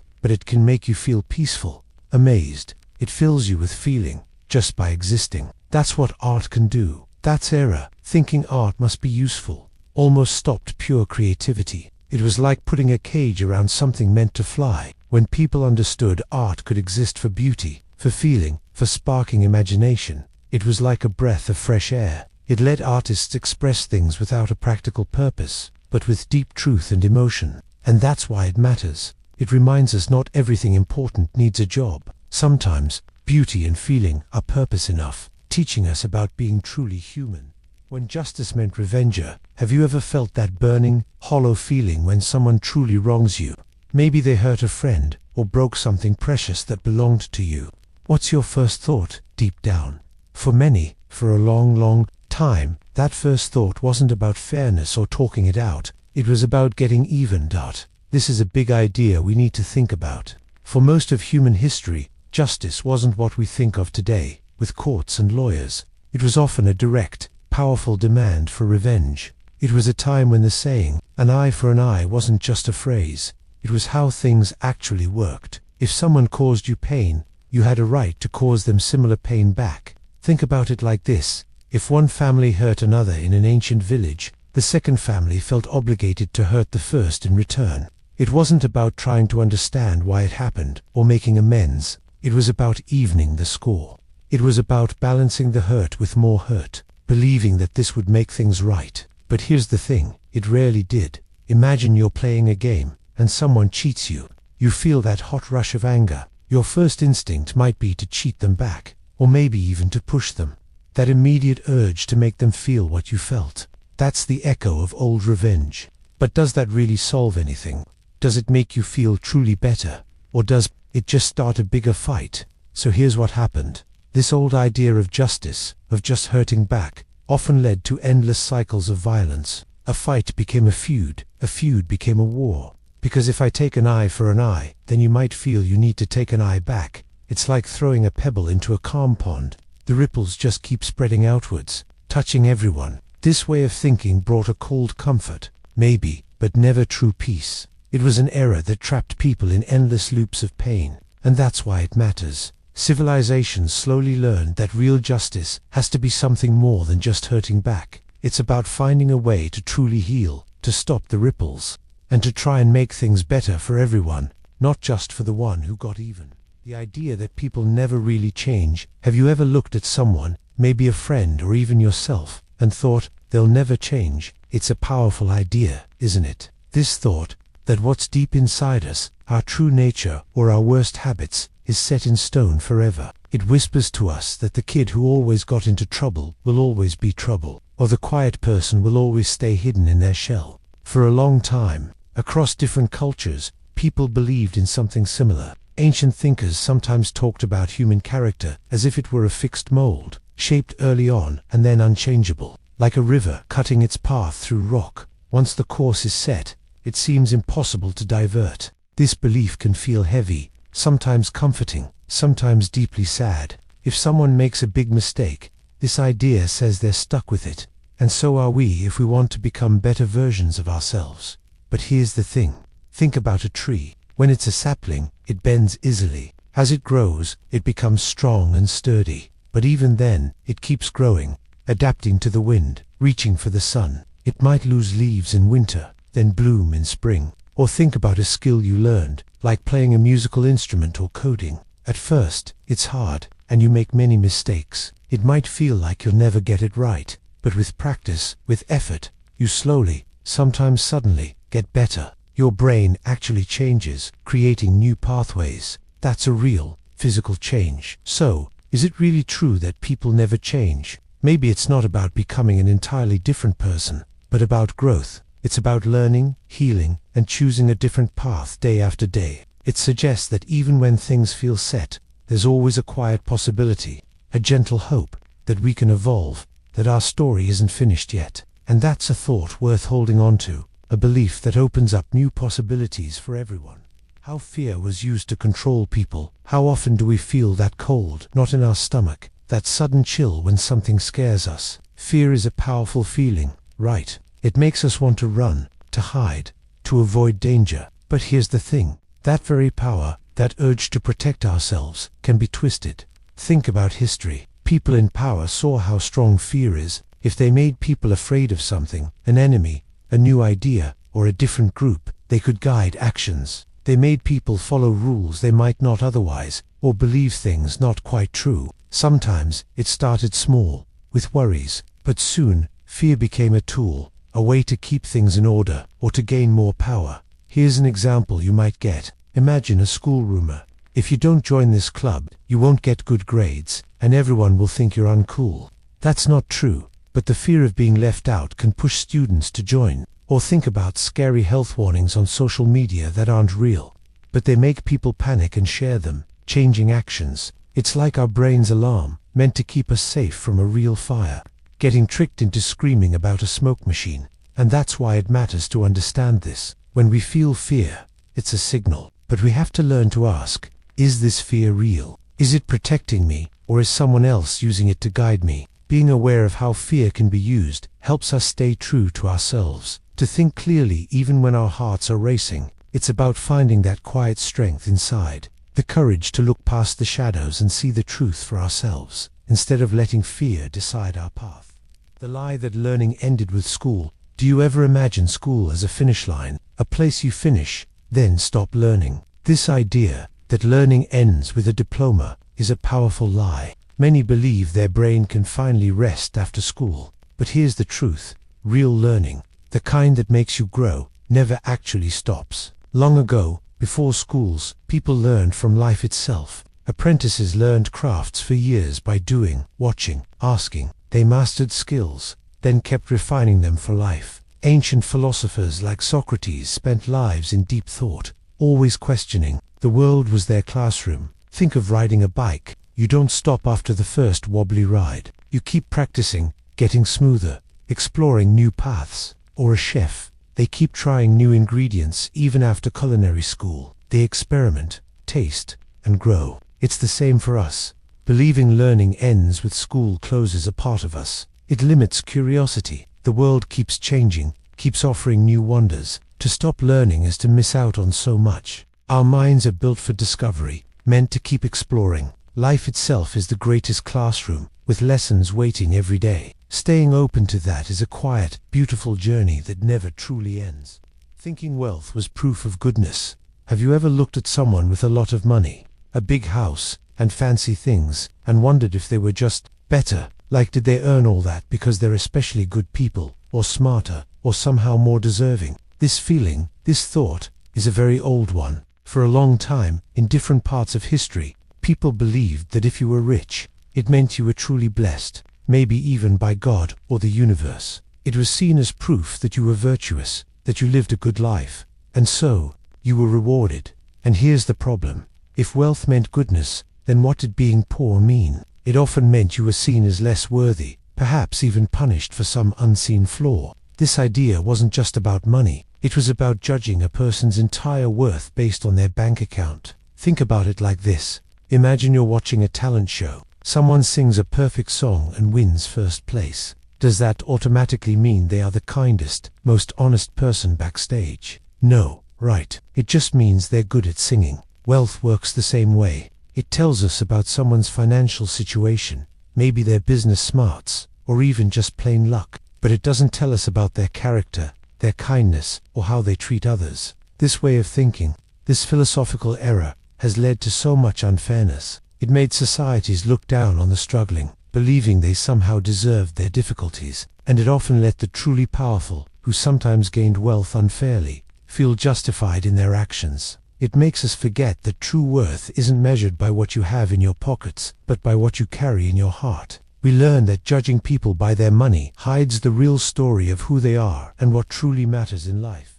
The mistake of not valuing nature. Have you ever walked through a quiet forest or stood by the ocean, feeling a deep, calming peace? That feeling tells us we are part of something immense. But for a long time, many people made a big mistake. They forgot to truly value nature. They saw it mostly as a tool, a giant storehouse of resources just for us to take.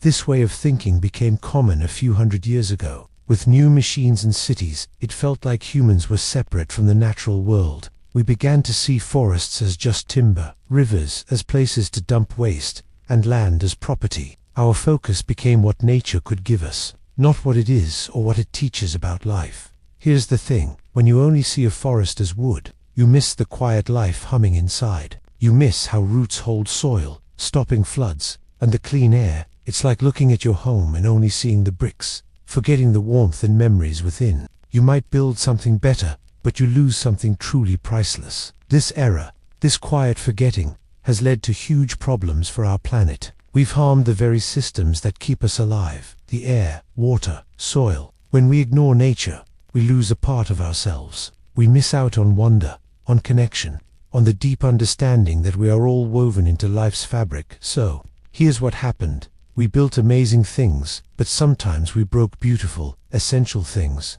We forgot that nature isn't just out there. It's a vital part of us. To truly understand our place, we need to remember how much the world around us truly matters. Seeing the deep value in every leaf, every drop of water, that's a wisdom we need to reclaim.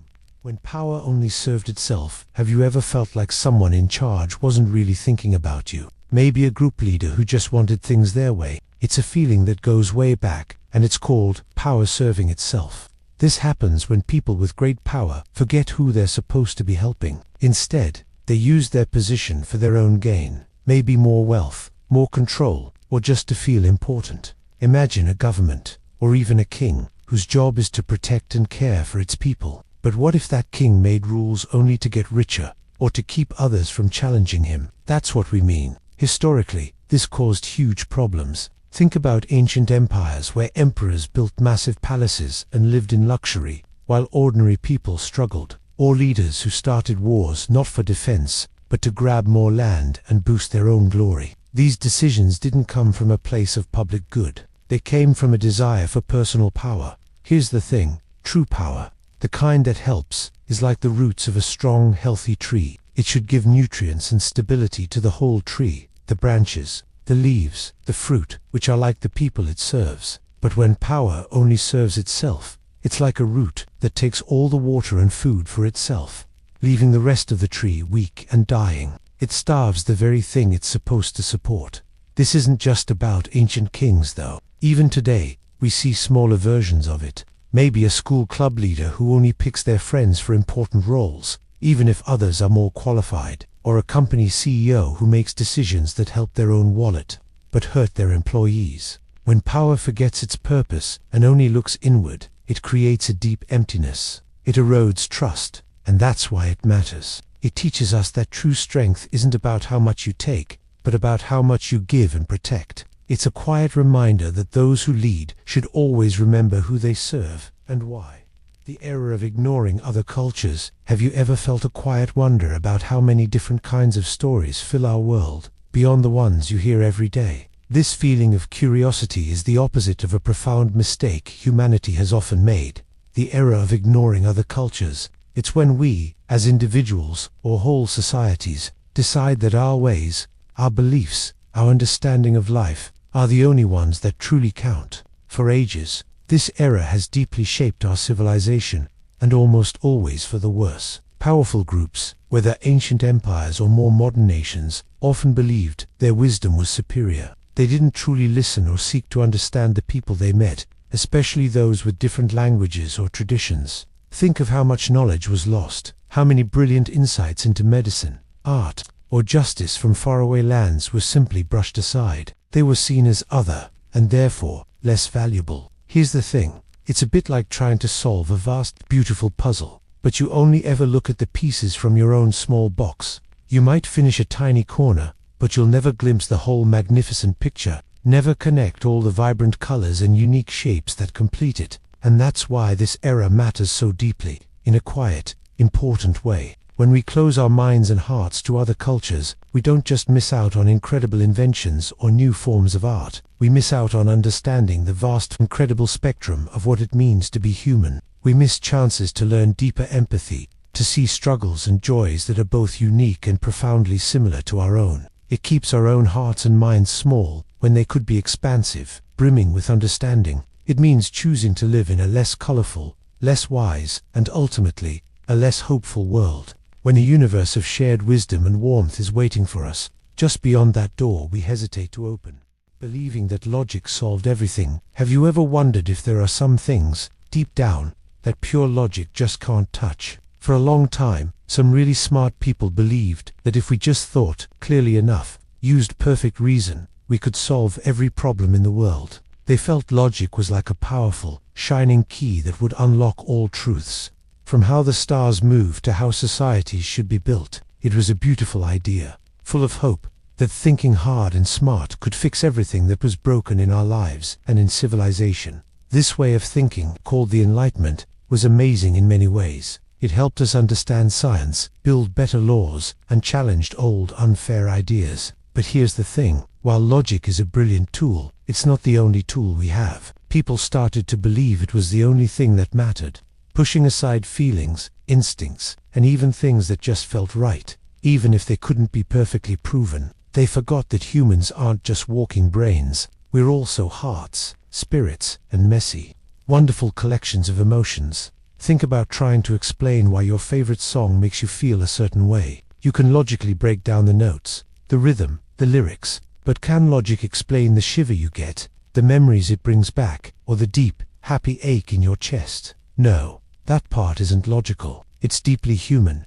Or imagine a friend is sad, and you just list all the logical reasons why they shouldn't be. That doesn't help. It misses the actual feeling.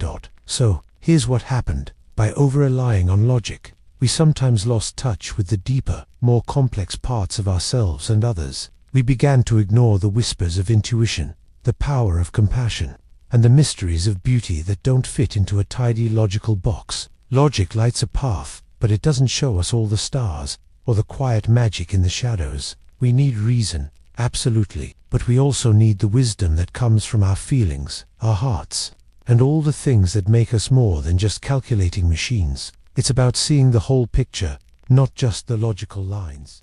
The idea that humans were just machines. Have you ever stopped to wonder what makes you, you? Is it just your brain sending signals, your heart pumping blood, your muscles moving, or is there something more? For a long time, some very smart people started to think that maybe we weren't so different from the fancy new machines being invented. This was back when clocks, with intricate gears, and early automatons like mechanical dolls that could write or play music amazed everyone. People looked at these clever devices and thought, hey, our bodies move with levers and pulleys too. Our brains process information like a complex machine. Here's the thing. This idea suggested that all our feelings, our dreams, our creativity, our very souls, could just be a result of tiny mechanical parts working together. Imagine your favorite video game character. It moves, it reacts, it even seems to have emotions sometimes. But we know it's just code and programming, right? This old philosophical idea was like saying we are just much more complicated versions of that game character. Every tear you cry, every laugh you share, every deep thought you have, just the gears turning. And that's why it matters. If we're just machines, then where does free will fit in? Do we truly make choices, or are we just following a program? This thought can feel a bit cold, can't it? It strips away some of the wonder, some of the magic of being alive. It makes you wonder if your hopes and fears are just electrical impulses without a deeper meaning. But here's what I found. While our bodies are indeed amazing biological machines, that doesn't mean we are just machines. Maybe the most beautiful part of us is the mystery that remains, the spark that feels like more than just moving parts. It's what makes us feel, create, and connect. That feeling, that inner world, is harder to put a finger on than any gear or circuit. Why, asking why, was often punished. Have you ever wondered why? Sometimes, just being curious feels a little bit risky, like when you ask too many questions and grown-ups get quiet or annoyed. For a very long time, asking why wasn't just annoying, it was a serious problem. Imagine a world where beliefs, often involving gods, powerful rulers, or old traditions, were decided long ago. People held on to them for order and safety. To question them felt like shaking the ground everyone stood on, like saying, maybe everything we know is wrong. This made leaders, and even the crowd, very uncomfortable. Think about ancient societies. If a priest said the sun was a god, or a king claimed his power came from heaven, asking why is that true wasn't a simple question. It directly challenged authority. People who dared to think differently often faced harsh consequences, exile, silence, or worse. The goal was to keep everyone believing the same thing, to maintain control. New ideas were scary. They could disrupt peace, even if that peace was built on shaky ground. It's kind of like being in a class where everyone always did a project one way. Then you suggest a new method. Some might get excited, but others, used to the old way, might get defensive. But we've always done it this way. They might say, your question, even about making things better, can feel like criticizing the whole system. It takes real courage to ask, is there another way? So, while asking why seems natural now, this simple act of curiosity has a deep, sometimes painful, history. It reminds us that every time we dare to look closer, to question what's handed down, we are stepping onto a path brave souls walked before us, and in doing so, we help move the world forward, often towards a truer understanding. The danger of following orders without thinking. Have you ever done something just because someone told you to, without stopping to think if it was right? Maybe a friend dared you, or an instruction felt a little off, but you went along. Here's the thing. History shows this kind of blind obedience can lead to big problems, even terrible situations. Think about it. We're taught to listen to authority. Parents, teachers, police. That's usually good. It helps us live together. But what happens when an order is wrong, unfair, or harmful? That's where the real danger lies. When we stop using our own judgment, we give away a part of ourselves. We lose our way, unsure if our choices are truly our own. Some of the darkest times in history happened because many people simply followed orders. They didn't ask questions. They didn't speak up. They put their own sense of right and wrong on hold. This shows how ordinary people can do terrible things by just going along with what they are told. Imagine you're on a group project. Someone suggests using ideas from online without credit. Everyone else agrees. If you just go along, even if your gut tells you it's wrong, you're following orders without thinking. You're giving up your own idea of what's fair and honest, just to fit in or avoid trouble. So, here's what really matters. Always keep your inner voice awake. Ask questions. Speak up when something doesn't feel right. This isn't about being rude. It's about owning your choices, understanding what your actions mean, and standing strong in what you believe is good and true. Your own conscience is the most important guide, even when others try to tell you what to do. When goodness was only about rules, not heart. Have you ever wondered if there's a difference between just following the rules and actually being good? For a long, long time, civilization made a big mistake here. People thought that being good meant simply ticking boxes. You followed the laws, you obeyed traditions, you did what you were told. It wasn't about why you did it, or how you felt inside. It was just about the outward action, like a robot programmed to do certain things. Think about it. Imagine a world where people felt they were good because they never stole, never lied, never broke a single rule. But deep down, they didn't care about others. They didn't feel empathy for someone hurting. They didn't act out of kindness, but out of fear of punishment, or just because that's the rule. This way of thinking missed something huge: the heart. Some ancient societies, and even certain moments in history, built their whole idea of right and wrong on this strict, rule-based thinking. Laws were often very detailed, telling people exactly what to do and what not to do. And that's useful, of course, because rules keep society from falling apart. But here's the thing: when the rules become everything, and the feeling behind them becomes nothing, that's where the error creeps in. It's like having a school policy that says, always return library books on time. A student might always do that, never getting a late fee. But what if they see a classmate struggling with a project, and that classmate desperately needs that very book for one more day? If the rule follower just returns it without a second thought, because rules are rules, they're missing the deeper goodness. They're missing compassion. This idea that goodness is just about a checklist kept people from truly connecting. It led to a colder world, where legal correctness sometimes trumped human kindness. And that's why it matters. Because true goodness, real goodness, isn't just about what you do. It's about how your heart guides those actions. It's about feeling, about caring, about choosing kindness even when the rule book doesn't specifically demand it. It's about understanding the spirit of goodness, not just the letter of the law. The lie that suffering makes you stronger. Have you ever heard someone say that suffering makes you stronger, or that you just need to tough it out to really grow? It's a common idea, one we often see in movies and hear from grown-ups. It sounds like a powerful lesson, right? Like struggle is always a good thing, a secret ingredient for strength. But here's the thing, that's not always true. This idea, that pain alone builds us up, is one of those big philosophical errors we need to look at. Sometimes, suffering just hurts. It can wear you down, leave scars, and make it harder to trust, harder to feel hopeful. When pain is too much, too long, or too sudden, it doesn't automatically create strength. Instead, it can break things. It can stop growth, not cause it. For a long time, people believed in this idea. Ancient philosophers often talked about facing hardships to build character. Many religions have stories of saints who endured immense pain and became more pure, more wise. It made sense in a world where suffering was unavoidable. They thought that if you pushed through it, you'd emerge a better person.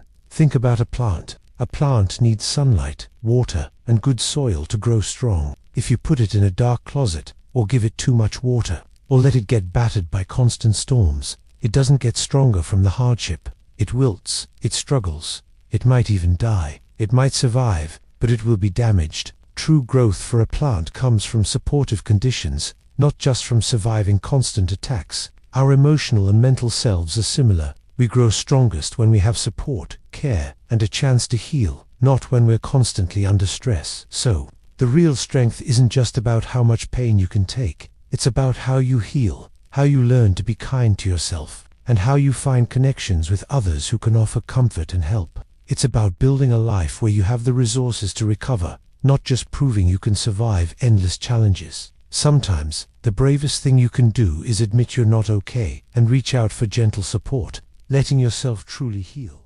Thinking that everything was a competition, have you ever felt a quiet pressure, deep down, like you constantly need to be better than everyone else? In school, with friends, or just in your own mind? For a long time, many people in history, and even some big thinkers, believed this was just how life worked. They thought the world was always a battle, where only the strongest would survive. This idea suggested that for one person to win, another had to lose. You had to fight for your peace. This way of thinking, that everything is a competition, has shaped how we build societies, how we learn, and how we see ourselves. Think about it like this. Imagine a team building a giant, intricate sandcastle on the beach. If every single person on the team only cared about making their own turrets taller or their own walls stronger, trying to outshine the others, what would happen? The castle would probably fall apart. It would look messy and weak. The joy of building something together would be lost. But here's the thing. What if the real strength, the true progress,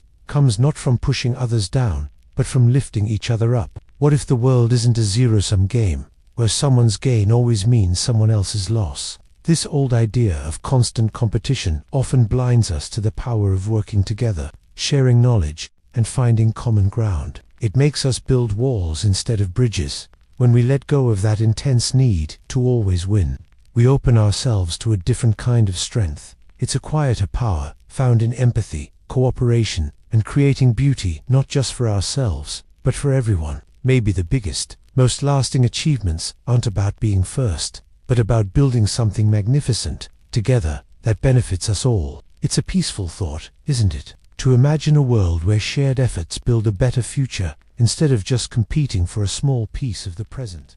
The mistake of trusting only what you see. Have you ever looked at something and been absolutely sure of what it was, only to find out later you were wrong? It happens, right? Our eyes are amazing, but sometimes they can play tricks on us. For centuries, people made a big mistake by trusting only what their eyes told them, especially about the world around them. Back in ancient times, it really looked like the sun moved across the sky every day, circling our Earth. Anyone could see it. So, a wise man named Ptolemy, many years ago, built a whole system of how the universe worked based on this idea. It was called the geocentric model, meaning Earth was the center. And for over 1,000 years, almost everyone believed him. Why? Because that's what it looked like. But here's the thing. Just because something seems obvious doesn't make it true. Later, thinkers like Copernicus and Galileo dared to look beyond what they saw. They used math and new ways of observing to show that actually, the Earth revolves around the sun. It changed everything. Their ideas were so hard for people to accept because it went against what everyone could see with their own eyes every single day. Don't think about a simple magic trick. A magician makes a coin disappear. You saw it vanish. Your eyes told you it was gone. But you know it's just a trick, right? The coin is still there, just hidden from your view. Our minds can be fooled by appearances, just like our eyes. So, here's what I found. It's not enough to just see. We have to question, to think, to look deeper. We need to remember that what's truly real might be hidden, waiting for us to uncover it. It takes courage to trust something beyond what's right in front of us. And that's how we grow, by learning to see with more than just our eyes. When heroes were never allowed to be wrong, have you ever thought about how hard it is to admit when someone you really admire makes a mistake? It's like, once they're a hero in your mind, they can do no wrong. For a long time, in history, it was even harder. People often believed that great leaders, wise thinkers, or even figures in old stories were perfect. Their ideas were seen as absolute truth, like laws of nature. And here's the thing, when we put someone on such a high pedestal, we make it almost impossible to question them. We don't see their flaws. We might even ignore evidence that shows they messed up. This isn't just about disrespect, it's about holding back progress. If we can't look clearly at mistakes, we can't learn from them. Think about how ancient societies sometimes viewed their rulers or holy people. Their words were law, their wisdom unquestionable. Or imagine early scientists. Someone like Ptolemy, a brilliant ancient astronomer, believed the Earth was the center of the universe. This was the accepted truth for over 1,400 years. His followers, honoring his genius, held on to this idea very tightly. It was a massive philosophical error, but because a respected figure proposed it, it became incredibly hard to challenge. This can help you understand it better. Imagine you have a favorite basketball player. They're amazing, a legend. One day, they say something that sounds a bit unfair, or they make a decision on the court that clearly isn't smart. Your first reaction might be to defend them, right? To say, oh, they must have meant something else, or it was just a bad day.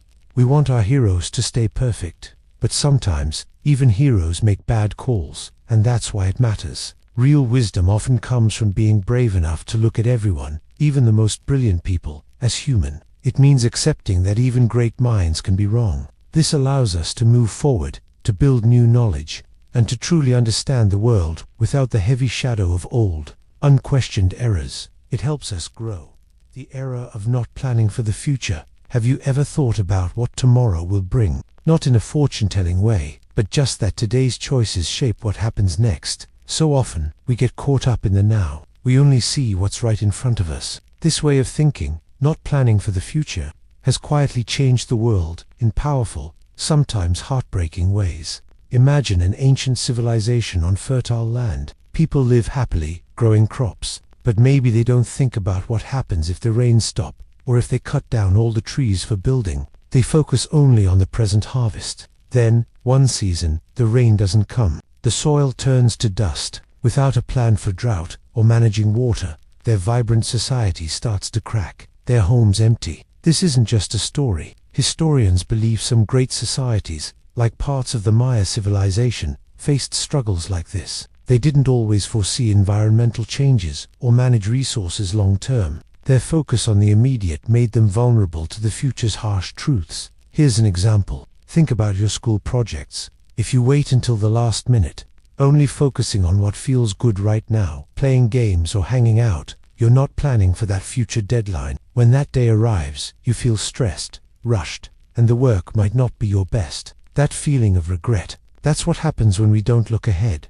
This era isn't about being perfect. It's about taking a moment to consider the path ahead, to think about the ripples our actions make. When we ignore what might come, we can bring unnecessary struggle into our lives, and even to others. But when we pause, even for a moment, and try to imagine tomorrow, we start to build a stronger, kinder world for ourselves and for those who will follow. It's a quiet understanding that the future isn't just something that happens. It's something we help create, one thoughtful step at a time. Believing that fate was always cruel. Have you ever felt like the world was just against you, like things were designed to go wrong? It's a heavy, crushing feeling, isn't it? For a long time, people believed that fate, the powerful, unseen force that supposedly controls everything, was always cruel. They thought fate loved to cause suffering, making human lives difficult, and that there was nothing anyone could do about it. Imagine living thousands of years ago. A family's crops might fail. A sudden, terrible sickness could take someone beloved. A storm might wipe out an entire village. Without science, it felt like an uncaring power was punishing them. Ancient stories told of gods who toyed with destiny, pushing people into pain. This belief made people feel utterly helpless. They sometimes gave up, thinking it was all meant to be, and often meant to be meant hardship. Think about trying hard at a new skill. Maybe you practice, but you keep making frustrating mistakes. It's easy to get discouraged and think, I'm just not meant to be good at this, or my luck is always bad. But here's the thing, those mistakes aren't always fate being mean. Often, they're just part of the journey. They show you where to try a different way, or push harder next time. They are lessons, not punishments. This old way of thinking, that life's path is only pain, kept many from trying to change things. It stopped them from seeking solutions or finding inner strength. Life isn't just cruel blows from destiny. Yes, hard times happen, and they can feel unfair, but they are not always punishments. Sometimes, they're just challenges. They can be chances to grow, to learn, to find courage you didn't know you had. We choose how we react, even when things seem dark. And that's why it matters. Believing fate is only cruel can blind us to all the good we can still build, and the strength we hold. The idea that knowledge belonged to a few. Have you ever stopped to think about who decides what we get to learn? For a long time, in human history, the idea was that knowledge wasn't for everyone. It was like a secret treasure, meant only for certain people. Imagine living where only priests could read, or only rulers had maps. This wasn't a small problem. It was a deep error that shaped entire civilizations. Back in ancient times, information was often handwritten. Making copies was hard work. So, learning was often limited to a few powerful groups, scribes, religious leaders, or wealthy families. They kept records, understood complex ideas about the stars, or knew how to heal the sick. Most people simply didn't get a chance to learn these things. Their minds, full of potential, were often left in the dark. Here's the thing. Keeping knowledge locked up wasn't just unfair. It slowed everything down. Think of a chef who keeps their best recipe a complete secret. Only they can make the dish. If they share it, many more can enjoy it, and maybe even improve it. That's a bit like knowledge. When only a few held the keys, new ideas didn't spread, and solutions to big problems came very slowly. People couldn't question things or come up with new ways of thinking. It took hundreds of years, and the invention of the printing press, to really start changing this. Books could be made faster and cheaper. More people could learn to read, and more ideas could spread. Think about that quiet shift, from a world where only a select few had light, to one where the light could begin to reach everyone. And that's why it matters today. We have so much knowledge at our fingertips. It's a gift, and a responsibility, to keep that light shining for all. How being different became a threat. Have you ever wondered why we sometimes feel uneasy around people who are just different? Maybe they talk differently, like different things, or see the world in a way you don't expect. It's a feeling almost as old as humanity itself. For a long time, one of our biggest errors was believing that different automatically meant dangerous. Imagine early humans, huddled together in small tribes. Their survival depended on everyone being pretty much the same. Same rules, same hunting methods, same warnings about danger. If someone acted too differently, or a stranger appeared, it meant uncertainty. And in a world full of real threats, uncertainty felt like a threat too. So, a powerful idea took root. Those who were not like us could harm us. This ancient fear followed us through history. It showed up when people with different religions were persecuted. It appeared when scientists with new ideas were mocked or silenced. Here's the thing. Instead of seeing unique perspectives as a chance to grow, we often saw them as a challenge to our own way of life. It's like when a new student joins your class. They might have a cool hobby, or a funny way of saying things. For a moment, some might feel a bit wary, just because it's new. But then, you get to know them, and you realize their differences can make the group more interesting, more creative. But too often, that first moment of wariness never changed. We held on to that old fear, building walls of suspicion between people, between nations, between ways of thinking. We lost out on so much understanding, so many brilliant ideas, simply because we shut down anything that didn't fit our mold. And that's why it matters. This philosophical error, this fear of difference, has caused so much pain and stopped so much progress. We forget that the world is richer, not weaker, because of all the different shades it holds. The lie that life was just about work. Have you ever wondered if there's more to life than just getting things done? It can feel like we're always running, from school to homework, chores to practice. Often we're told our worth comes from how much we achieve, how busy we are. For a long time, humanity started believing this deeply, that our main purpose, our very reason for existing, was to work. This wasn't always the case. Ancient cultures often valued leisure. Thinking, reflection, and art were noble. But then came times when societies changed. Think about the Industrial Revolution. When factories popped up, the idea took hold that productivity was everything. If you weren't producing, you weren't contributing. This wasn't just about earning money. It became about defining who you were. It whispered that your value as a person was tied directly to your output, like a machine's. But here's the thing. A tree doesn't just produce fruit. It also stands tall, offers shade, and provides a home for birds. Its existence is valuable in itself, not just for what it creates. Imagine if a musician only practiced scales and never played a song from the heart, or if a painter only mixed colors. Life, like music or art, needs moments of creation, yes, but also moments of silence, of simply being. It needs time to breathe, to connect, to wonder. This lie told us to forget our inner worlds,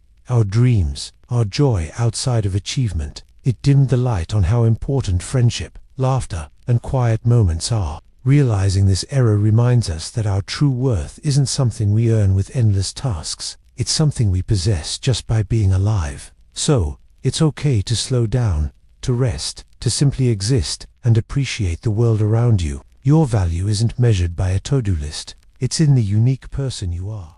Thinking we were separate from the earth, have you ever looked out a window at a forest, or a field, or even just the sky, and felt like you were watching a movie, like the trees and the clouds were out there, and you were safely in here? For a long, long time, many of us started to think that way about our planet. We began to believe we were somehow apart from the earth itself, not really a part of its living, breathing systems. Here's the thing.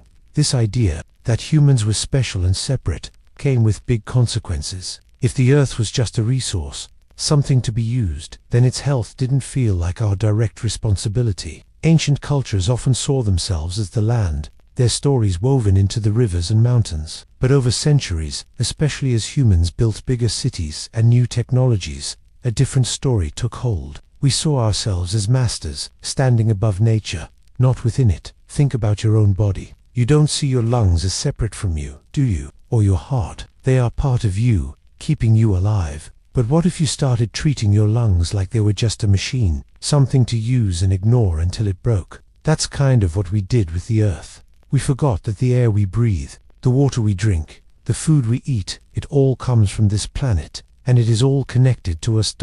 When we polluted a river, we weren't just polluting the river, we were polluting a part of our larger body, the one that gives us life. And here's what happened. Slowly, the signs started showing. The air felt heavier, the weather grew wilder, the plants struggled. Because when you hurt one part of a connected system, every other part feels it too. It's a quiet, deep sadness to realize we made such a mistake. But here's what I found. It's also a chance to remember, to look at a tree and know that the same life force that flows through its leaves also moves within us. We are not just on the earth, we are the earth, in a very real and beautiful way. And understanding that can change everything. It can help us heal, not just the planet, but ourselves too. We just need to remember our place, gently, thoughtfully, as part of this grand, living whole.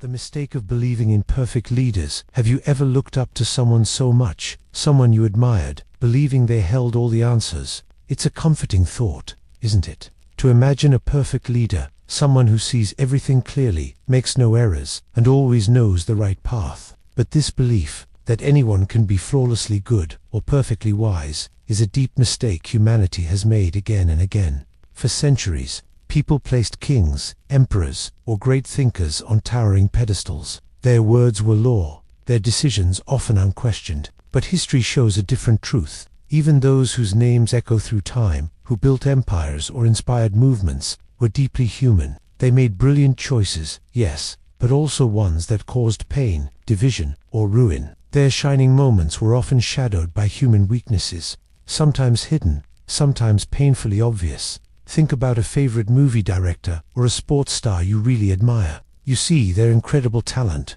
the amazing things they achieve. It feels like magic. But then, sometimes, you hear about a mistake they made, or a choice that wasn't so great. That feeling of disappointment, it's a quiet reminder, no matter how much light someone shines, they carry shadows too, just like all of us. No human can escape being human. Understanding this isn't about being cynical or losing hope. It's about seeing the world more clearly, more kindly. When we accept that everyone, even those we admire most, is a mix of strengths and weaknesses, we learn something profound. We stop searching for a perfect savior. Instead, we appreciate the real, flawed efforts of everyone. It encourages us to find the good, to learn from mistakes, and to build a better path together. True progress comes from many imperfect hands, working towards a shared dream, not from one faultless guide.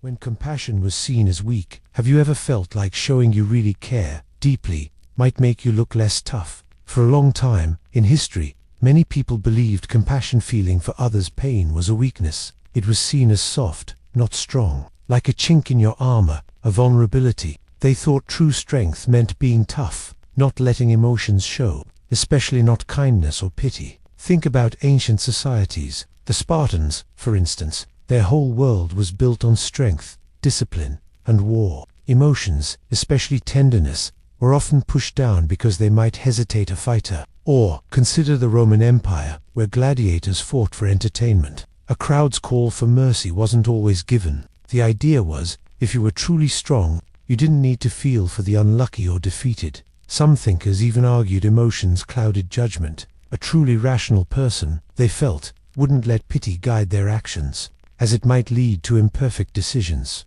It's like playing a competitive team sport. If you stopped to help an opponent who tripped, your own team might get upset. They could see that kindness as distracting, as a weakness that makes you lose focus. Or a coach avoiding showing sadness, thinking it makes them look less in control, less powerful. But here's the thing. Over time, we've learned true strength isn't just toughness. It's also the courage to feel, connect, and understand others. Real leadership often comes from deep empathy, not just commanding. When we show compassion, we're not losing strength. We're finding a deeper, more resilient power. A power that builds trust and connection, not just conquers. It teaches us that caring doesn't make you fragile. It makes you human, and sometimes that's the strongest thing you can be. The error of fighting over words, not ideas. Have you ever argued with someone, only to realize later you both basically believed the same thing? It happens more often than you think. Sometimes, our biggest fights aren't about different ideas at all. They're just about the words we choose to describe those ideas. Here's the thing. Words are powerful, but they're just tools. They carry meaning, yes, but the true treasure is the meaning itself, the actual idea. When we get stuck on the words, we can miss the core message. It's like arguing over whether to call a dog a canine when you both love the same furry friend. The idea hasn't changed. This isn't a new problem. Think about history. Many ancient philosophers spent years debating concepts that, from a distance, seem incredibly similar. They used different languages, different traditions. Often, arguments came down to slightly different ways of saying the same fundamental truth. Even in big historical conflicts, the real disagreement was sometimes hidden in specific terms. People lost their lives, not because their deepest beliefs clashed, but because they couldn't agree on how to talk about them. Imagine you're working on a school project with a group. One person says, "We need to collaborate more." Another says, "We should really combine our efforts." A third says, "Let's all work together." They might start arguing about whose wording is better, or if collaborate means something different from combine efforts. But deep down, everyone wants the same thing, for the group to share work and finish the project. The idea of teamwork is agreed upon, but the words create a fuss. It's a strange human habit, isn't it, to get so caught up in the wrapping paper that we forget the gift inside. So, maybe the next time you feel a disagreement brewing, take a breath. Ask yourself, are we truly fighting about different ideas, or just different ways of saying the same thing? Seeking the shared idea, the common ground, can melt away so many pointless arguments. It helps us connect, not divide. That's why it matters. Believing that history was always right. Have you ever stopped to wonder if the stories we tell ourselves about the past are always completely true? We read history books, and we learn about heroes and villains, battles and discoveries. And for a long time, people just accepted these tales as solid, unchanging facts. It was a common, silent agreement. What was written was right. This belief, that history was a flawless record, was a powerful mistake that shaped civilizations. Here's the thing. History isn't just a list of events. It's a story told by people, and people, even smart ones, have feelings, beliefs, and blind spots. They decide what to write down, what to remember, and what to leave out. Think about a family story passed down through generations. Maybe your grandma tells it one way, full of warmth, but your grandpa remembers it with a bit more seriousness. Both are honest, but their perspectives change the story. For centuries, this was how history worked on a grand scale. The victors, the powerful, the people in charge, were usually the ones writing the narratives. They often made themselves look good, and their opponents look bad. Important voices were silenced, forgotten, or simply never recorded. This meant that whole groups of people, their experiences and struggles, were erased from the official story. Societies then made huge decisions based on these incomplete or biased accounts, thinking they had the full picture.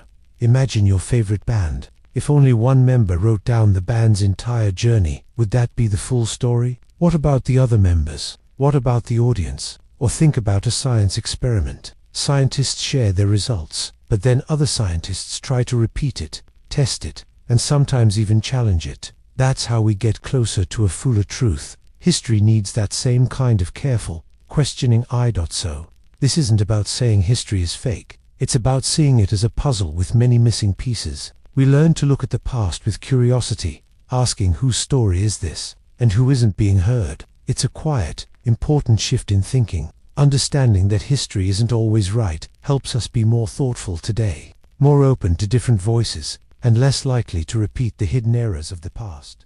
The idea that freedom meant no responsibilities. Have you ever really thought about what it means to be free? Sometimes we hear that word, freedom, and our minds jump straight to doing whatever we want, whenever we want. No rules, no limits, just pure, unbridled choice. But here's the thing, that idea, that freedom means no responsibilities, has led to some pretty big mistakes throughout history. It's a tricky thought, one that sounds good at first, but it often brings more sadness than true liberation.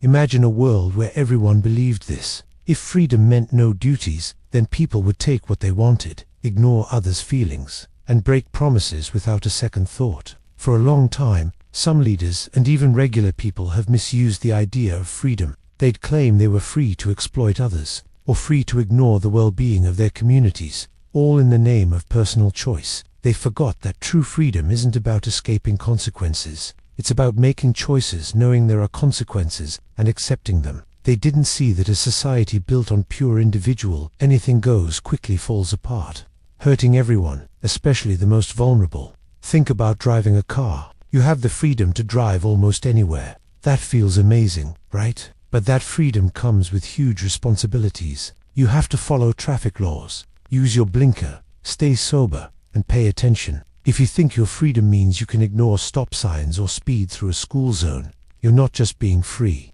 you're being dangerous. You're putting yourself and others at risk. Your choice to ignore the rules doesn't make you freer. It makes you a hazard, and it can lead to losing your driving privilege entirely. The rules are there to keep everyone safe, to allow everyone the freedom to travel safely. So, what does this tell us? It tells us that real freedom isn't the absence of responsibility. Instead, it's about having the power to choose, but also understanding the weight of those choices. It's about owning your actions and contributing to a world where everyone can thrive. True freedom blooms not when we throw off all duties, but when we embrace the duties that protect and uplift our shared human experience. It's a quiet strength, a careful understanding that connects us, rather than tearing us apart.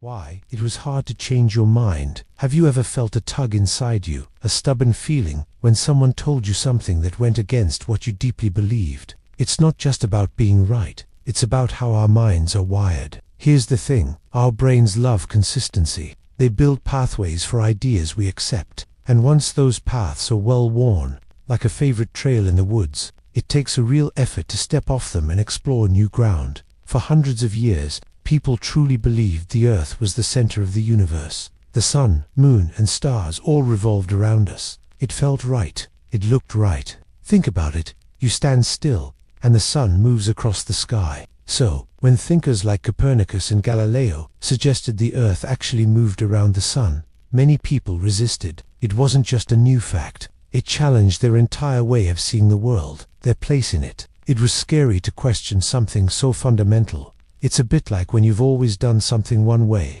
Maybe you always put your socks on before your shoes, and then someone suggests doing it the other way around. Even if there's no big reason for your habit, changing it feels off. Or maybe you've heard a story about someone, and you believe it. Later, new information comes out that changes the story completely. It's hard to let go of that first impression, right? We often look for reasons to keep believing what we already do, ignoring things that don't fit. This can help you understand why old errors stuck around for so long. Sometimes the hardest thing isn't learning something new, but unlearning something old. It takes a quiet courage, a gentle openness, to let go of an idea that might feel like a part of you, But here's what happens when you do. You make space for a bigger, clearer picture of the world, and that can be a truly wonderful feeling. The danger of too much certainty. Have you ever been so sure about something, so absolutely, completely certain, that you just couldn't imagine being wrong? That feeling can be powerful. It might feel like you hold the truth in your hands, firm and unmoving. But what if that very certainty is actually a kind of cage? What if being too sure locks us away from learning, from seeing the world in a new, more wonderful way? For hundreds of years, brilliant thinkers were absolutely convinced the Earth sat still, right at the center of the universe. The sun, the moon, the stars, they all revolved around us. It was so obvious. Everyone saw it happen every day. Anyone who dared to suggest otherwise, like brave Galileo, was met with doubt, even anger. Their firm belief, their deep certainty, made it incredibly hard for them to accept new evidence, new ideas, even when those ideas were correct. They closed their minds to a bigger, more beautiful truth, simply because they were too sure they already knew it all. Think about something simple, like a puzzle. If you're positive a piece fits in one spot, even if it's clearly not quite right, you might force it, or just throw it aside. You won't look for the real spot, the perfect fit, because your mind is already made up. In life, it's the same. If we are completely sure we understand someone, or a situation, we stop truly listening. We stop asking questions. We stop trying to see things from a different point of view. And that can make us miss out on understanding, on connection, on real wisdom. It can even cause arguments or misunderstandings. Here's the thing. Real strength isn't in always knowing. It's in the courage to admit when you might not know. It's in the quiet wonder of an open mind, ready to learn something new, even if it challenges everything you thought you understood. Staying curious, always questioning, always open to being surprised. That's how we truly grow. That's how we keep the doors to discovery, to kindness, to a deeper, richer understanding of our world wide open. Because the universe is much too vast and mysterious for any one person to be absolutely certain about everything. And that's a beautiful thought. When technology was seen as a magic fix, have you ever thought that a brand new gadget or a cool app could instantly make your life perfect, like truly solve all your worries? For a long time, people sometimes felt this way about new technology. They believed that a clever invention, a new machine, or a scientific breakthrough would magically erase all the hard parts of being human. They imagined it would end hunger, stop wars, and make everyone happy forever. This idea popped up a lot during big changes in history. Think about when the printing press was invented. Suddenly, books could be made, fast and cheap. People thought, now everyone will be smart. There will be no more misunderstanding, no more ignorance. Or when steam engines came along, powering factories and trains, the hope was that these powerful new tools would bring endless abundance and peace. The error wasn't in the tech itself. It was in thinking that tech alone would fix everything. Here's the thing. Technology is amazing. It helps us do incredible stuff, but it's just a tool. It's like thinking a super fancy new backpack will automatically make you an A+ student.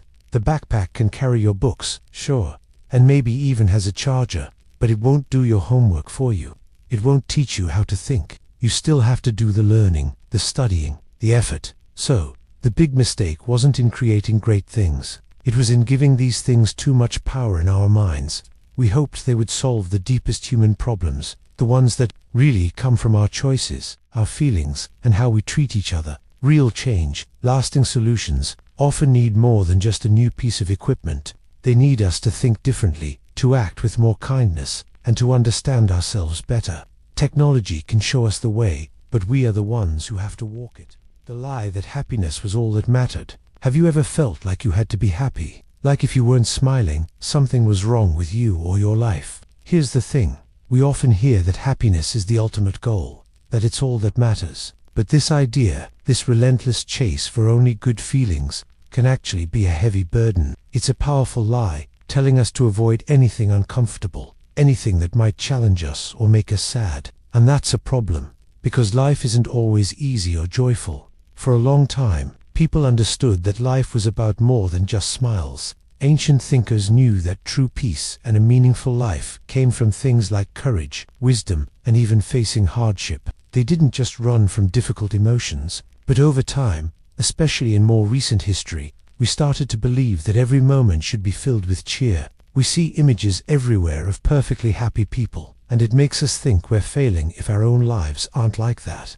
This can make us feel alone when we struggle. Think about learning a new skill, like playing a challenging song on an instrument or mastering a tough sport. When you're practicing, it's not always fun. Your fingers might hurt, you'll make mistakes, and you might even feel frustrated. You probably aren't happy in those exact moments, but if you keep going, if you push through that discomfort, something amazing happens. You learn, you grow, and then, when you finally play that song or make that perfect shot, the feeling you get is deeper than just happiness. It's pride, it's accomplishment, it's knowing you earned something truly worthwhile. So, here's what I found. Maybe true living isn't about avoiding sadness or pain, but learning to walk through them. Maybe our deepest growth happens when things are hard. It's in those moments that we build strength, learn compassion, and discover what truly matters to us. This can help you understand that a life full of meaning isn't always a life full of constant happiness, but a life rich in all human experiences, even the difficult ones, and that's what makes us truly human.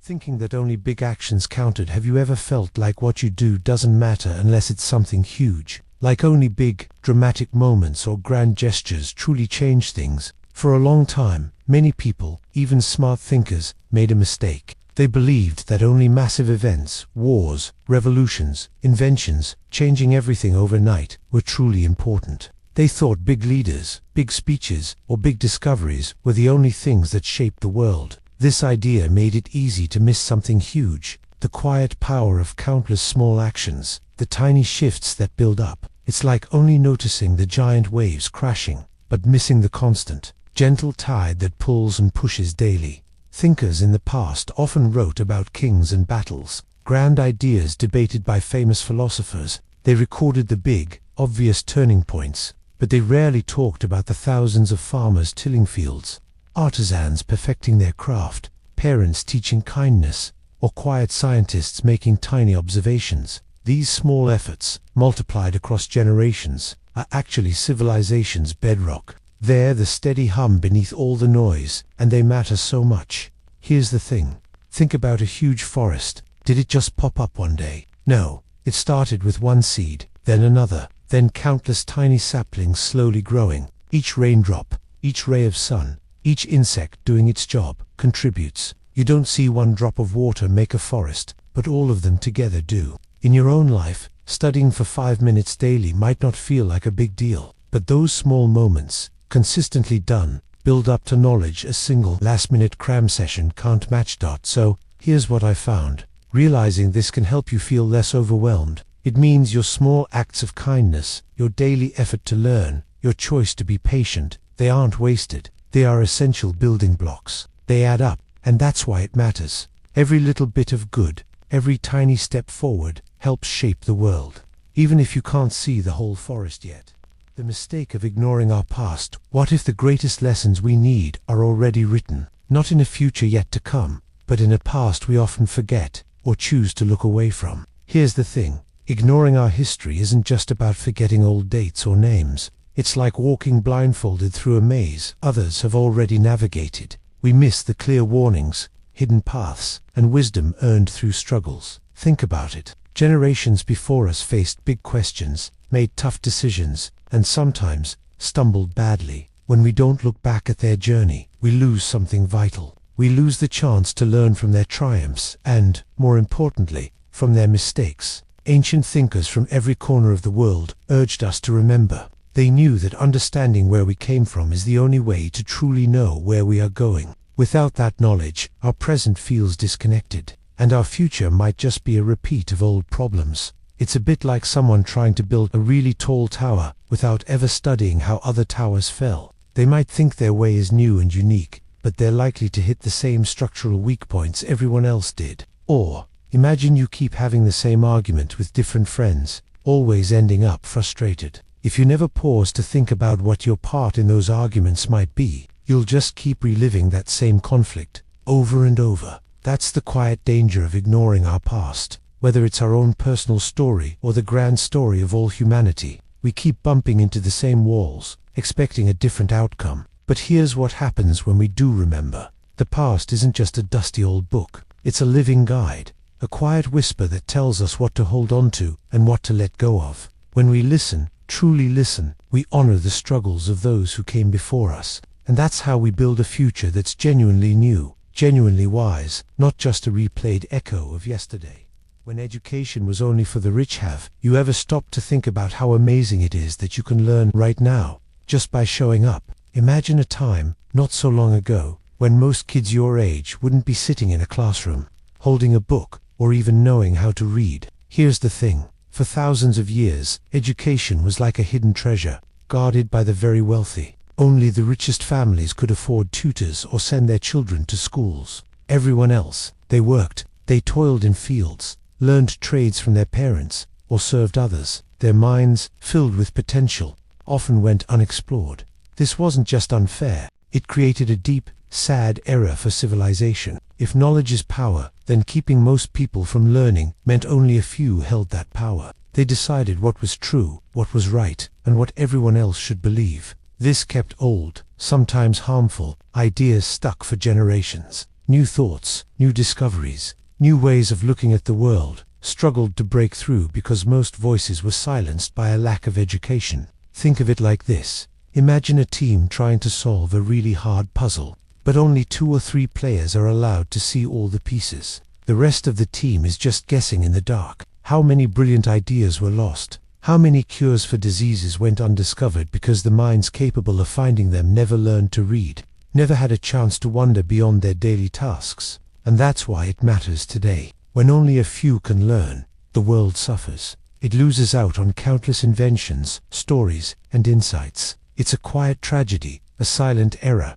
locking away potential. Today, we are so lucky that learning is a right, not a luxury. It means every single person has a chance to contribute, to question, and to build a better understanding of the world. For all of us, the era of believing in pure races, have you ever wondered what truly makes you, you? Not just your personality, but your family's story, the places your ancestors came from. For a long time, some people believed in pure races. They thought certain groups were completely separate, never mixing for thousands of years. This imagined clear lines between people. But here's the thing, human history isn't like that. This idea of pure races is a profound error, one that caused immense pain and sadness. People used it to claim one group was better, to justify unfair treatment, or even terrible violence. It fed into the darkest parts of our past, building walls where bridges should have been, simply because of how someone looked. This created division and led to suffering.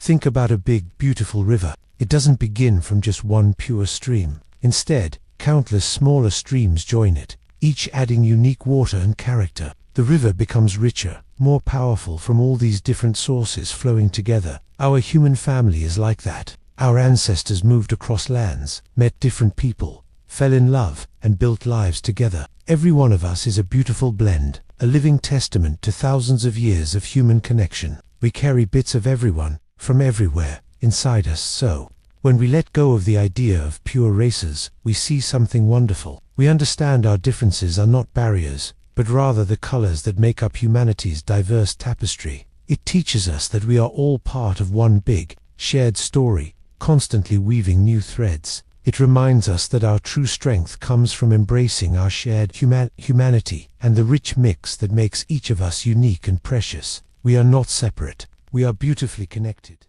Believing that God willed all wars, have you ever wondered about the deepest reasons for wars? Those terrible times when people fight. For centuries, a powerful idea shaped how people saw conflict. They believed that God, or a higher power, actually willed these wars to happen. It wasn't just human armies clashing, it was seen as part of a divine plan. It's a heavy thought, isn't it, to think such immense suffering was commanded from above. Here's the thing, this belief changed everything. If God truly wanted a war, who were humans to argue? It often made it easier for leaders to send soldiers into battle. They told them they were on a holy mission. This idea took away the awful weight of human choice and responsibility. It shifted blame from kings or common people, placing it on something unseen. Think of groups in history, like during the Crusades. People truly believed they fought for God's will, even when their actions brought much pain and destruction.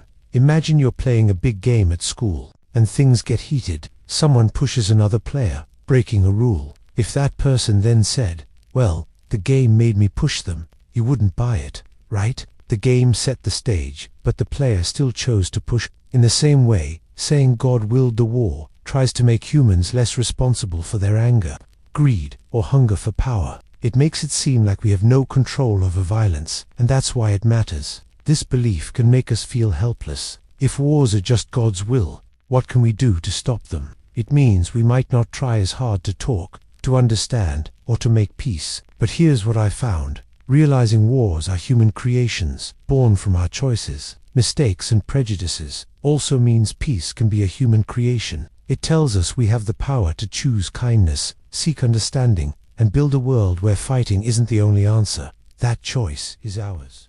The idea that everyone should be happy all the time. Have you ever felt like you have to be happy? Like, all the time? It's almost like a rule these days, isn't it? Everywhere you look, people are smiling in pictures, sharing only their best moments. And then you might feel bad if you're not feeling that way. But here's the thing. This idea that we should always be happy can actually make us feel worse. It's a deep misunderstanding about what it means to be human. Think about it. Our feelings are like the weather. Some days are sunny and bright, full of warmth. Other days are cloudy, maybe rainy, or even stormy. Each type of weather has its own important part to play in nature. A constant sunny day would dry everything out. Nothing would grow. Ancient thinkers, people like the old Greek philosophers, understood this. They knew that life brought joy, but also sorrow, struggle, and peace. They didn't see sadness as a mistake, but as a part of the journey. They believed that truly understanding life meant feeling all of it.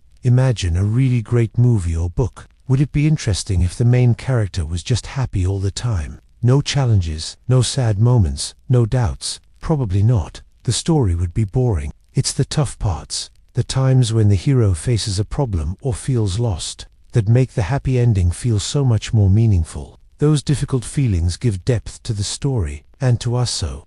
Here's what I found. Expecting constant happiness is like expecting only sunny days. It's not how the world works, and it's not how our hearts work. Sadness, frustration, even anger, these aren't signs that something is wrong with you. Instead, they can be like signals, telling you what matters, what needs to change, or what you need to learn. Allowing ourselves to feel all our emotions, the good and the tough, helps us grow. Just like rain helps plants grow, it helps us understand ourselves and the world more deeply, making the times we are truly happy feel even richer. It's okay to just be, to feel whatever comes. How forgetting empathy led to cruelty. Have you ever wondered why some people can be so incredibly mean to others? It's a heavy question, and it has shaped history in painful ways. Here's the thing. Often, cruelty isn't born from some big evil plan. Instead, it comes from something simpler, something we sometimes just forget. Empathy. Empathy is like a superpower. It's the ability to step into someone else's shoes, to truly feel what they are feeling, even if you haven't been in their exact situation yourself. When a friend is sad, you feel a pang. When they're happy, you feel a little lift too. But what happens when we switch that power off, even for a moment? Throughout history, we see what happens when groups of people stopped seeing others as fully human, or decided they weren't worth understanding. Terrible things often followed. It wasn't always a conscious decision to be cruel. Instead, it was a slow forgetting, a gradual loss of connection. People stopped seeing another's pain as real, stopped hearing their cries as valid. It became easier to hurt someone when you couldn't connect with their hurt, when you forgot they felt it just like you would. Think about it like this. Imagine you're playing a video game, hitting a character on screen. You don't feel their pain because they're just pixels, not real. Now, imagine that character became a real person, right in front of you, looking at you with real tears. Would you still hit them? Probably not. That switch from game character to real, feeling person is what turning empathy back on feels like. In our own lives, when we tease someone or say something thoughtless, it's often because for a moment, we've forgotten what it feels like to be on the receiving end. We've temporarily lost that human connection. The philosophical error here isn't a complex puzzle. It's a simple, repeated human failure. The failure to remember that every person feels, hopes, and hurts just like you do. So, the real lesson isn't just about avoiding cruelty. It's about actively choosing to remember our shared humanity. It's about turning that superpower of empathy on every single day, in every interaction, Because when we do, we build a world where understanding and kindness can truly begin to grow. It's a choice we make, moment by moment. The lie that problems just disappear. Have you ever wished a tough situation would just vanish? Like if you closed your eyes tight, the difficult thing would be gone. It's a comforting thought, isn't it? This quiet hope that if we don't look at a problem, don't talk about it, just wait, it will somehow fade away. But here's the thing. Problems rarely disappear on their own. For a long time, people have tried this. Ancient kings sometimes ignored hungry people, hoping the unhappiness would just quiet down. Leaders have avoided tough decisions, thinking messy situations would resolve themselves. But what usually happened, the ignored whispers became shouts. Small cracks became huge divides. History shows turning away from a problem doesn't erase it. It often makes it grow, getting worse until it's too big to ignore. Think about something simple in your own life. Maybe you have a small cut, just a tiny scrape. You might think, oh, it's just a scratch, it'll heal. And maybe it will. But what if you ignore it completely? What if you don't clean it, or dirt gets into it? That tiny scratch, not taken care of, can get infected. It swells and hurts more. It takes longer to heal than if you had cleaned it right away. The small issue became a bigger, more painful one. It's the same with bigger challenges. A misunderstanding with a friend, or feeling overwhelmed by homework. Ignoring these things doesn't make them less real. It just gives them time to get stronger, to dig deeper roots. True strength isn't hoping things disappear. It's in the quiet courage to look at what's difficult, to clean that small cut, to have that honest conversation. There's a deep, quiet peace that comes from facing things, even when it feels hard. Knowing you're not just waiting for them to magically fix themselves, but taking a quiet step forward to make things better. And that's a truth worth holding on to. Thinking that money could buy everything important. Have you ever stopped to wonder if money can truly buy everything important? We see ads telling us money can solve all our problems. But here's the thing. For a long time, people made a big mistake. They believed money could buy happiness, respect, even true love. It's an easy trap. Money can get you a nice house, cool gadgets, and fun trips. Those are good, but they're often just things, moments that pass. They don't always touch our deepest selves. Many wealthy people, through history, found their fortunes didn't fill an inner emptiness. Ancient philosophers, like Seneca, wrote real wealth wasn't in stuff, but a calm mind. Even then, kings with all their gold were still lonely or sad. Think about a best friend. Can you buy loyalty? Can you buy someone who will always stand by you? No money can make someone genuinely care. Or consider your unique talent, like drawing, music, or sports. You can pay for lessons, sure, but the passion,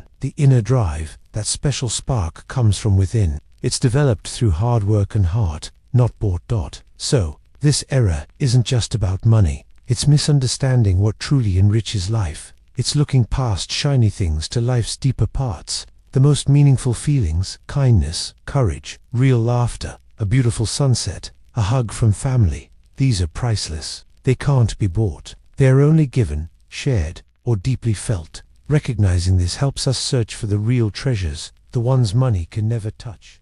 The mistake of shutting down new ideas. Have you ever had a truly different idea? Something cool you were scared to share? Maybe you worried others would just laugh, or say it was impossible. Here's the thing. History often shows us this. People have brilliant, fresh ideas, but others shut them down. They don't listen. They close their minds. Think about Galileo. For a long time, people believed the earth sat still, with the sun and stars moving around us. It seemed obvious. Then, Galileo looked closer. He suggested the earth actually revolved around the sun. This was a huge, shocking idea. Many powerful people felt threatened. They thought it was crazy, even dangerous. Galileo was put on trial for his beliefs. They tried to silence him. Imagine if they had succeeded. We would still be stuck with an older, less true understanding of our universe, just because people wouldn't consider a new thought. Here's another example. For ages, doctors didn't know why people got sick. They didn't believe in tiny, invisible germs. When Louis Pasteur suggested these tiny things caused disease, many doctors laughed. Invisible creatures. Don't be silly, they said. But Pasteur kept exploring. His ideas, once mocked, led to big discoveries. Now, we wash our hands, we have vaccines, all because someone kept pushing a new idea. Even when others tried to shut it down, And that's the quiet sadness of ignoring new ideas. Every time we dismiss something new without thinking, we might miss out. We could be closing a door to an amazing invention, a solution to a big problem, or just a better way to understand our world. It takes courage to share a new idea, and even more to truly listen. But when we do, we make room for wonder, for progress, and for making life better. Let's try to keep our minds open, always. When truth was what the strongest said, imagine a world, long, long ago, where what was real wasn't decided by facts or proof. It wasn't about looking closely or testing ideas. Instead, the truth was simply whatever the most powerful person declared it to be. If a strong leader said the sky was green, then, for many, it simply was. Questioning the powerful could be dangerous. Think about it. Before science gave us ways to test things, before books were common, how did people decide what was true? It often came down to who had the biggest army, the loudest voice, or the crown. Their word became law, and their view became fact. This idea, where might makes right, shaped civilizations. It meant brilliant ideas could be silenced if they went against a powerful ruler's belief. Progress could stop. Here's an example. Picture a playground. One kid, the biggest, insists the only way to play tag is by hopping on one foot. Everyone else knows it's silly, but if they don't hop, the big kid might stop them from playing. So,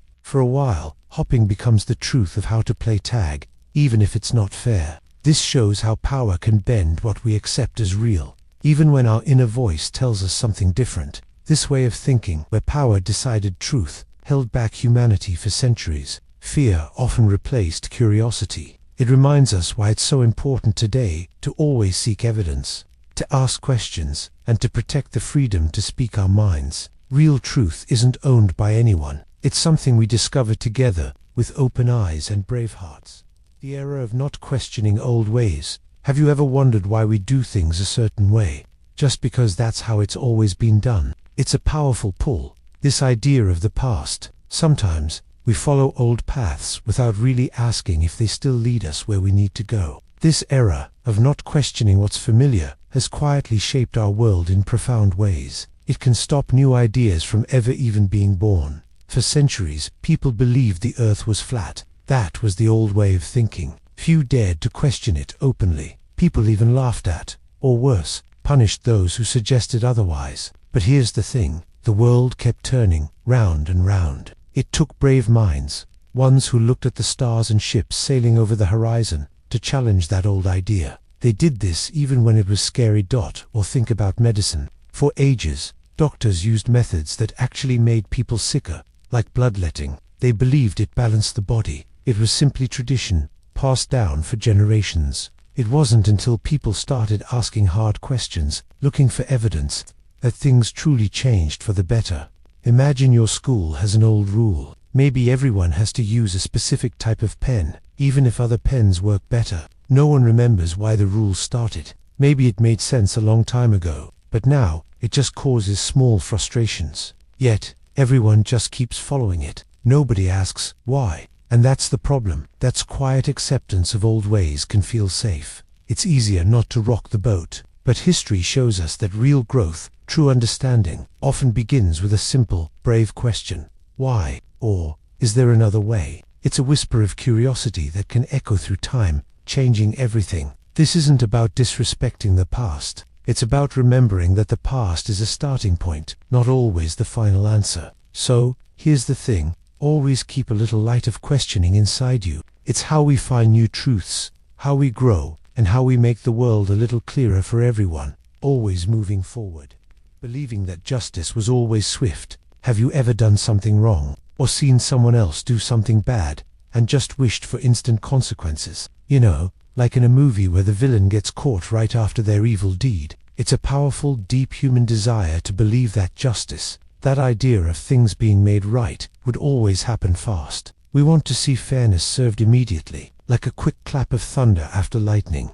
But here's the thing. History, and even our own lives, often teach us a different lesson. For a long time, people hoped that the universe, or some higher power, would make sure wrongs were quickly balanced. If someone lied, they'd trip. If someone cheated, they'd lose something important right away. This belief gave people comfort, a feeling that order was always protected. It made the world seem simpler, more predictable. And that's why it matters. Thinking justice is always swift can make us confused and frustrated when it isn single quotes. Think about a small seed you plant. You don't see a giant oak tree the next day, right? It takes seasons, years, for it to grow. Or imagine a new school rule that's truly good, but it takes months of meetings and discussions before it helps anyone. Justice can be like that. It's not always a sudden lightning bolt. Sometimes it's more like the slow, powerful movement of a glacier, carving its way through a valley. It moves, it changes things, but its progress is often so gradual you might not notice it day by day. It can feel heavy, sometimes even unfair, when we see bad things happen and the scales don't tip back to balance right away. That feeling, that ache of waiting for things to be set right, is a part of what it means to be human. It teaches us patience, yes, but it also shows us how complicated the world really is. Justice isn't just about what happens quickly, it's also about the long journey towards making things truly fair, even when that journey is slow and often unseen. And that's a tough, but important truth to understand. The idea that people are naturally evil. Have you ever looked around and wondered, deep down, what kind of creatures we humans really are? Are we born with kindness in our hearts? Or is there something darker, something selfish, waiting to take over? For a long time, some very smart people believed that inside every one of us, our true nature is, well, not so nice. They thought if you stripped away all the rules, schools, and parents, people would naturally be selfish, cruel, and even violent. One famous thinker, centuries ago, named Thomas Hobbes, imagined what life would be like without any government. He pictured it as a time where everyone fought only for themselves. He believed humans were driven by fear and a desire for power. He felt we needed strong rules and leaders to keep us from hurting each other and to make society work. Think about a playground. Sometimes, a child might grab a toy from another or push someone to get ahead. Is that their natural evil showing? Or is it simply a lack of understanding?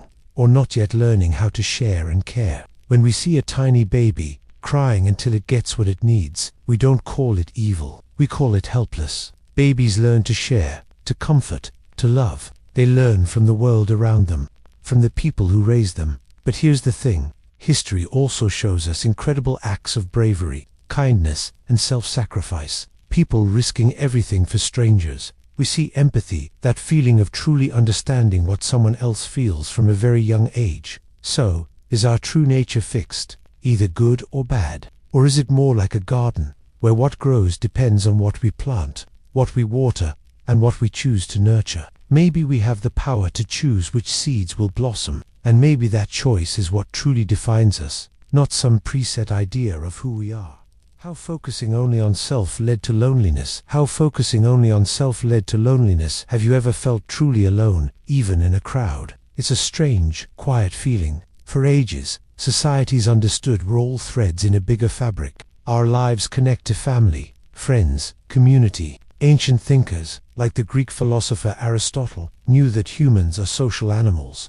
He believed we thrive when we share, when we look beyond just our own needs. Our happiness is often tied to the well-being of others. But then, a different kind of thinking grew. People started to put a huge spotlight on the individual. The idea became, my needs, my desires, my success, above all else.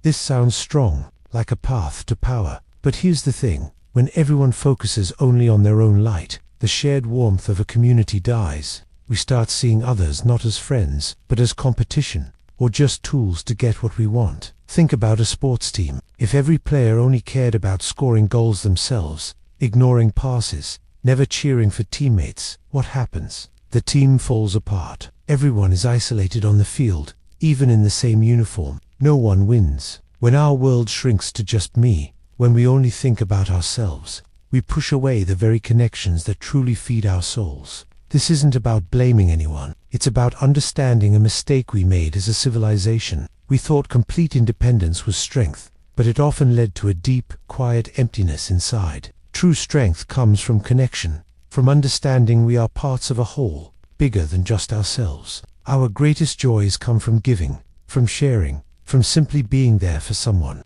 Our hearts truly open when they reach out, not when they close in.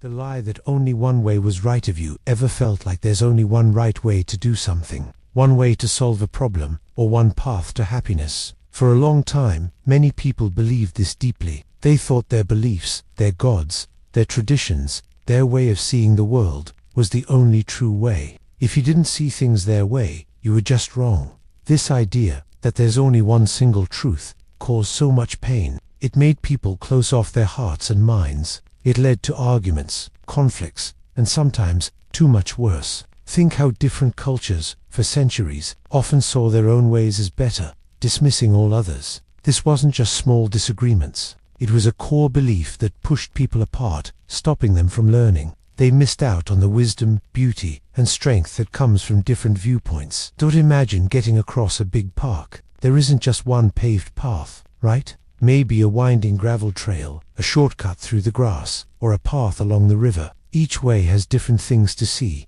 challenges, and charms. If you insist there's only one right path, maybe the one you always take, you'd miss out on so much. You might even get stuck if that only way gets blocked. In life, like in that park, there are often many good, honest ways to find your truth, to live well, to connect with what matters. This lie, that only one way is right, whispers to us to build walls, not bridges. It teaches us to judge, not to understand. But the world is too vast, too colorful, too full of human hearts, for just one single answer to fit everything. True strength comes from listening, from seeing different paths, and from accepting that beauty can blossom in many forms, not just the one we know best. It's a quiet courage to open your mind and heart to all the possibilities.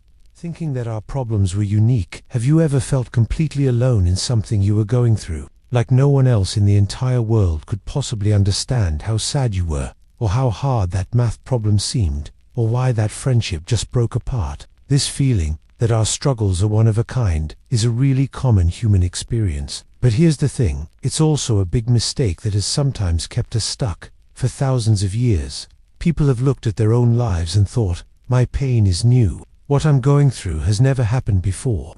Imagine early civilizations facing a scary illness or a long dry spell. They might have believed their suffering was a unique curse, not realizing that other groups across the mountains faced similar hardships. This kind of thinking makes us feel so isolated. It can stop us from seeking help or from learning from the past. When we truly believe our problems are entirely our own, we miss the comfort and wisdom that comes from knowing we're part of a much larger human story. It makes us feel like we have to figure everything out ourselves, from scratch. Every single time. Think about a moment when you felt really embarrassed. Maybe after saying something silly in class, or tripping in the hallway. For a second, it feels like everyone is judging you, and you're the only person who's ever made such a mistake. The heat rushes to your face, but then, if you stop and really think, you realize almost every single person in that room has probably felt that exact same wave of awkwardness before. It's a feeling almost everyone shares. This realization,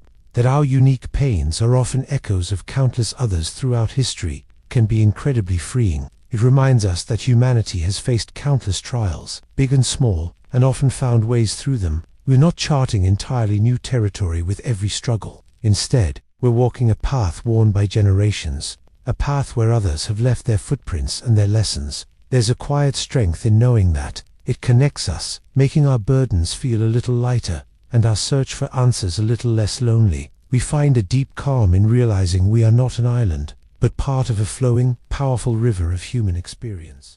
The mistake of not sharing knowledge. Have you ever wondered what amazing things we might know today, if only people hadn't kept their ideas secret? Imagine a world where the wisest minds held their best discoveries close, never writing them down, never speaking of them. This isn't just a sad thought, it's a deep error, one that has slowed down humanity again and again throughout history. When knowledge stays locked inside one person's mind, or within a small group, it's like a powerful light hidden under a basket. It can't help others see. For centuries, sometimes, important breakthroughs were treated like secret treasures. Ancient craftspeople, for example, often guarded their techniques fiercely. They feared others would steal their trade or their power. But here's the thing, when those craftspeople died, their special knowledge often died with them. Generations lost out on learning, on improving, on building on what came before. Think of how much faster science could have moved. How many diseases could have been cured sooner if every new finding was openly discussed and tested by everyone. It's like when you figure out a really good way to solve a tricky math problem. If you just keep that method to yourself, only you benefit. But if you show your friends, they might understand it too, and maybe even find a better, faster way to solve it, and then share that with you. Suddenly, everyone is smarter. Everyone can do more. That's how true progress happens in the real world. We build on each other's ideas, not just our own. This hiding of knowledge isn't always about being mean. Often it comes from fear, fear of losing power, or fear of being wrong. But what we lose is far greater. We lose the chance for collective wisdom, for the human family to grow together, to solve bigger problems. So, the lesson here is simple and profound. Our greatest strength often comes from opening our hands, from sharing the gifts of our minds, and trusting that together, we can light up the world more brightly than any single flame ever could. When art was censored by power, have you ever wondered what happens when beautiful art, full of deep meaning, is seen as a threat? It's a strange thought, isn't it? Art often holds our truest feelings, our biggest questions, and even our quiet protests. But throughout history, there have been times when powerful people, like rulers or religious leaders, decided certain art was too dangerous to be seen. This is called censorship. These leaders feared ideas. They worried that a painting, a song, or a play might make people think too much, or question the way things were. So, they would stop artists from sharing their work. Imagine if a brilliant artist spent years painting a scene that showed a deep injustice, only for someone in power to demand it be destroyed or hidden away forever. The feelings and truth in that artwork, meant to spark thought or even change, would be silenced. It's a bit like when you write a story from your heart, full of honest feelings about friendship or a problem you faced. Then, someone tells you to change the ending, or to remove a character, because they don't like the truth you wrote. They want your story to fit their idea of what's right, even if it loses its real meaning. When art is censored, humanity loses a piece of its own story, its own voice. But here's the thing, even when art is hidden, the human spirit that creates it doesn't just disappear. The longing to express, to question, to find beauty, always finds a way. Sometimes, the very act of censoring art actually highlights what was truly important and what was truly feared. It reminds us that art holds a unique kind of power, a power that even the strongest leaders have felt the need to try and control, and that's why it matters deeply. The error of believing in perfect answers. Have you ever wished there was one single, perfect answer for everything, one right way to live, or one absolute truth about how the world works? It's a natural feeling, wanting certainty, wanting to know you're doing things exactly right. But here's the thing. Believing in perfect final answers can actually be one of humanity's biggest mistakes. For a long time, many thinkers believed we could find ultimate, unchanging truths. They searched for the perfect form of government, or the perfect moral code that would apply to everyone, everywhere, forever. It's like imagining a puzzle with only one possible way all the pieces fit together, making one flawless picture. But human life, and even the universe, is far more complex than that. History shows us people holding on to these perfect ideas so tightly that they couldn't see anything else. Don't think about trying to figure out the perfect way to be a friend. Is there one rule that always works? One perfect thing to say when someone is sad? Or one perfect gift that makes everyone happy? Of course not. What makes one friendship strong might not work for another. What helps one person feel better might not help someone else. You try different things. You listen, you learn, and sometimes you get it wrong. And that's okay. That real wisdom often comes from knowing that some questions don't have one simple, final answer. It comes from being okay with not knowing everything, and from being willing to change your mind. Life isn't about finding the single perfect solution, but about asking better questions, exploring different paths, and understanding that truth can grow and change. It's a quiet acceptance that maybe the journey of searching is the most important part. Believing that everything has a simple cause. Have you ever felt like you just had to find one clear reason for something? Maybe why a friend was upset, or why a school project didn't go as planned. It's a natural feeling, wanting to point to one simple cause. Our brains often look for that quick, easy answer. It feels good to say, that's why. But here's the thing. Most of life, most of everything important, is rarely that simple. For a very long time, people often looked for single reasons. If crops failed, maybe an angry god was to blame. If someone was sick, a spirit might be the cause. This offered comfort, a simple story. As we learned more, we started seeing the bigger picture. We understood that many things work together to create an outcome. Think about why you might feel tired one day. Is it just that you stayed up late? Maybe, but it could also be what you ate, how stressed you are about a test, or even a change in the weather. No single button explains it. Or consider why a big historical event, like a war, started. It wasn't just one speech or one leader's choice. It was usually a tangled web of different countries' needs, old disagreements, fears, and changing beliefs, all building up over many years. It's harder to grasp, but closer to the truth, and that's why it matters. When we only look for one simple cause, we miss so much. We miss the hidden connections, the deeper feelings, the real forces that shape our world and ourselves. Accepting complexity takes patience, but doing so helps us see the world more clearly, and it helps us respond with more kindness and wisdom, understanding how many pieces are truly at play. The idea that we don't need others. Have you ever felt like you could handle everything on your own? That it would be easier just to do it yourself, without anyone else's help? It's a powerful feeling, wanting to be strong and independent, and that desire is good. But here's the thing, believing we never need others, that we're better off completely alone. That idea has caused so much quiet struggle in our history and our lives. For a long time, people have admired the lone wolf.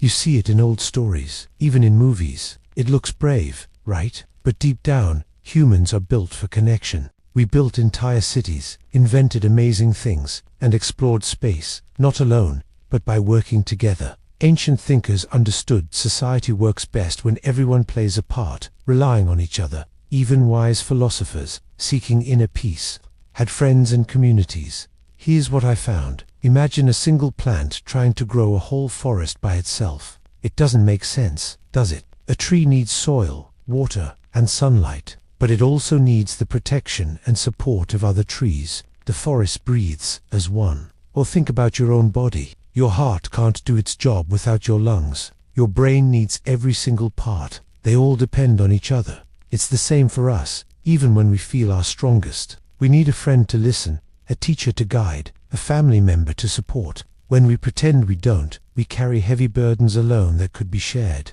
Realizing we do need each other isn't a sign of weakness. It's a deep truth about being human. It means opening our hearts, accepting help, and offering it back. In that shared connection, we find our greatest strength and comfort. How taking without giving back caused trouble. Have you ever thought about what happens when a circle breaks? Imagine a friendship where one person always asks for favors, always needs help, but never offers anything in return. They take your time, your kindness, your energy, but when you need support, they are nowhere to be found. How does that make you feel? Pretty empty, right? That's kind of how a big philosophical error works, but on a much larger scale, and it has caused huge problems for us all. For a long time, some people, and even whole societies, believed they could just take and take. They took from the earth its rich soil, its clean water, its endless forests. They took from other people their labor, their resources, their freedom. It was like they saw the world as a giant piggy bank that would never run out, or a servant that would never complain. But here's the thing, nothing in this world works that way forever. Everything is connected, like an invisible web. When you pull too much from one thread, the whole web starts to unravel. Think about a small garden. You plant seeds, watch them grow, and then you harvest delicious vegetables. But what if you never put nutrients back into the soil? What if you never watered it or pulled the weeds? You just keep taking the food. Soon, the soil would become tired, dry, and unable to grow anything at all. The garden would die. This same idea applies to much bigger things. When we forget to give back, whether it's to the planet, to our communities, or even to our own bodies and minds, we create an imbalance. This error, this idea that we can endlessly consume without contributing, has left scars on our world. It has led to unfairness, scarcity, and a deep feeling of loss. It reminds us that true strength doesn't come from how much you can grab, but from understanding the delicate dance of giving and receiving. It's in that balance, in that quiet respect for what sustains us, that we truly thrive. The lie that learning stops when you get older. Have you ever heard someone say, "Oh, I'm too old to learn that now"? Or maybe you think once you graduate, learning is just over. Here's the thing, that idea that learning stops at a certain age is one of the biggest mistakes we make. It's like believing the sun won't rise tomorrow just because today is ending. But that's not how the world works, and it's certainly not how our minds work. For a long time, people thought of knowledge as something you collect, like coins in a jar. Once the jar was full, that was it. But history shows a different path. Think about ancient thinkers, like Socrates. He was an old man, still asking questions, still making people think deeply about life. He never stopped being curious. Or look at someone like Leonardo da Vinci, always sketching, inventing. Even in his later years, they understood the brain isn't a hard drive that gets full. It's more like a garden. Here's what I found. Our brains are amazing. They can actually change and grow throughout our entire lives. It's called neuroplasticity, a fancy word for saying your brain can always make new connections, always adapt. It's like if you decide to learn to play the guitar. At first, your fingers feel clumsy, and the notes sound bad. But if you keep trying, your fingers get smarter, the music sounds better. That's your brain physically changing, building new pathways. You're not too old for that at any age. Learning a new language, figuring out how to fix something, understanding a new scientific idea, it all keeps your brain active and strong. So, when we stop seeking new ideas, we're not just closing a book, we're closing off a part of ourselves. We miss out on discovering new joys, new skills, new ways to see the world. And that's why it matters. Our minds are built to keep growing, to keep wondering. To stop learning is to stop truly living, to miss the quiet magic of continuous discovery that makes us who we are. Curiosity is a flame meant to burn brightly forever. Thinking we're too small to make a difference. Have you ever looked up at the vast night sky, feeling like a speck of dust in the universe, or stood in a huge crowd, wondering if your voice could ever truly be heard? It's a natural feeling, that sense of being too small, too ordinary, to make any real mark on the world. But here's the thing, believing that thought, letting it take root, is one of the oldest and most damaging errors we make. This idea that one person's effort is pointless against big problems has stopped countless acts of courage and kindness. Think about it. What if Martin Luther King Jr. had decided his words were too small? Or if Malala Yousafzai thought her voice wasn't strong enough to speak for girls' education? History is full of people who started with just an idea, a single step, and changed everything. Philosophers have pondered how individual choices connect to the bigger picture. They understood that societies grow from the millions of tiny decisions we all make. Imagine a single vote in an election. Sounds tiny, right? But sometimes, elections are decided by just a handful of votes. Or think about a classroom project where everyone contributes just one small piece. Each piece might seem unimportant on its own, but together, they build something amazing. Your smile can change someone's difficult day. Your choice to pick up litter can inspire others. Each small act sends out a ripple dot. So, the error isn't that you are too small. It's believing that you are, and then acting as if it's true. Your presence here, your thoughts, your choices, they all have weight. Every breath you take, every word you speak, is part of the unfolding story of civilization. You are not a spectator. You are a vital thread in its fabric. Your power isn't in being loud, but in simply choosing to act, even when the act feels tiny. And that's why it matters.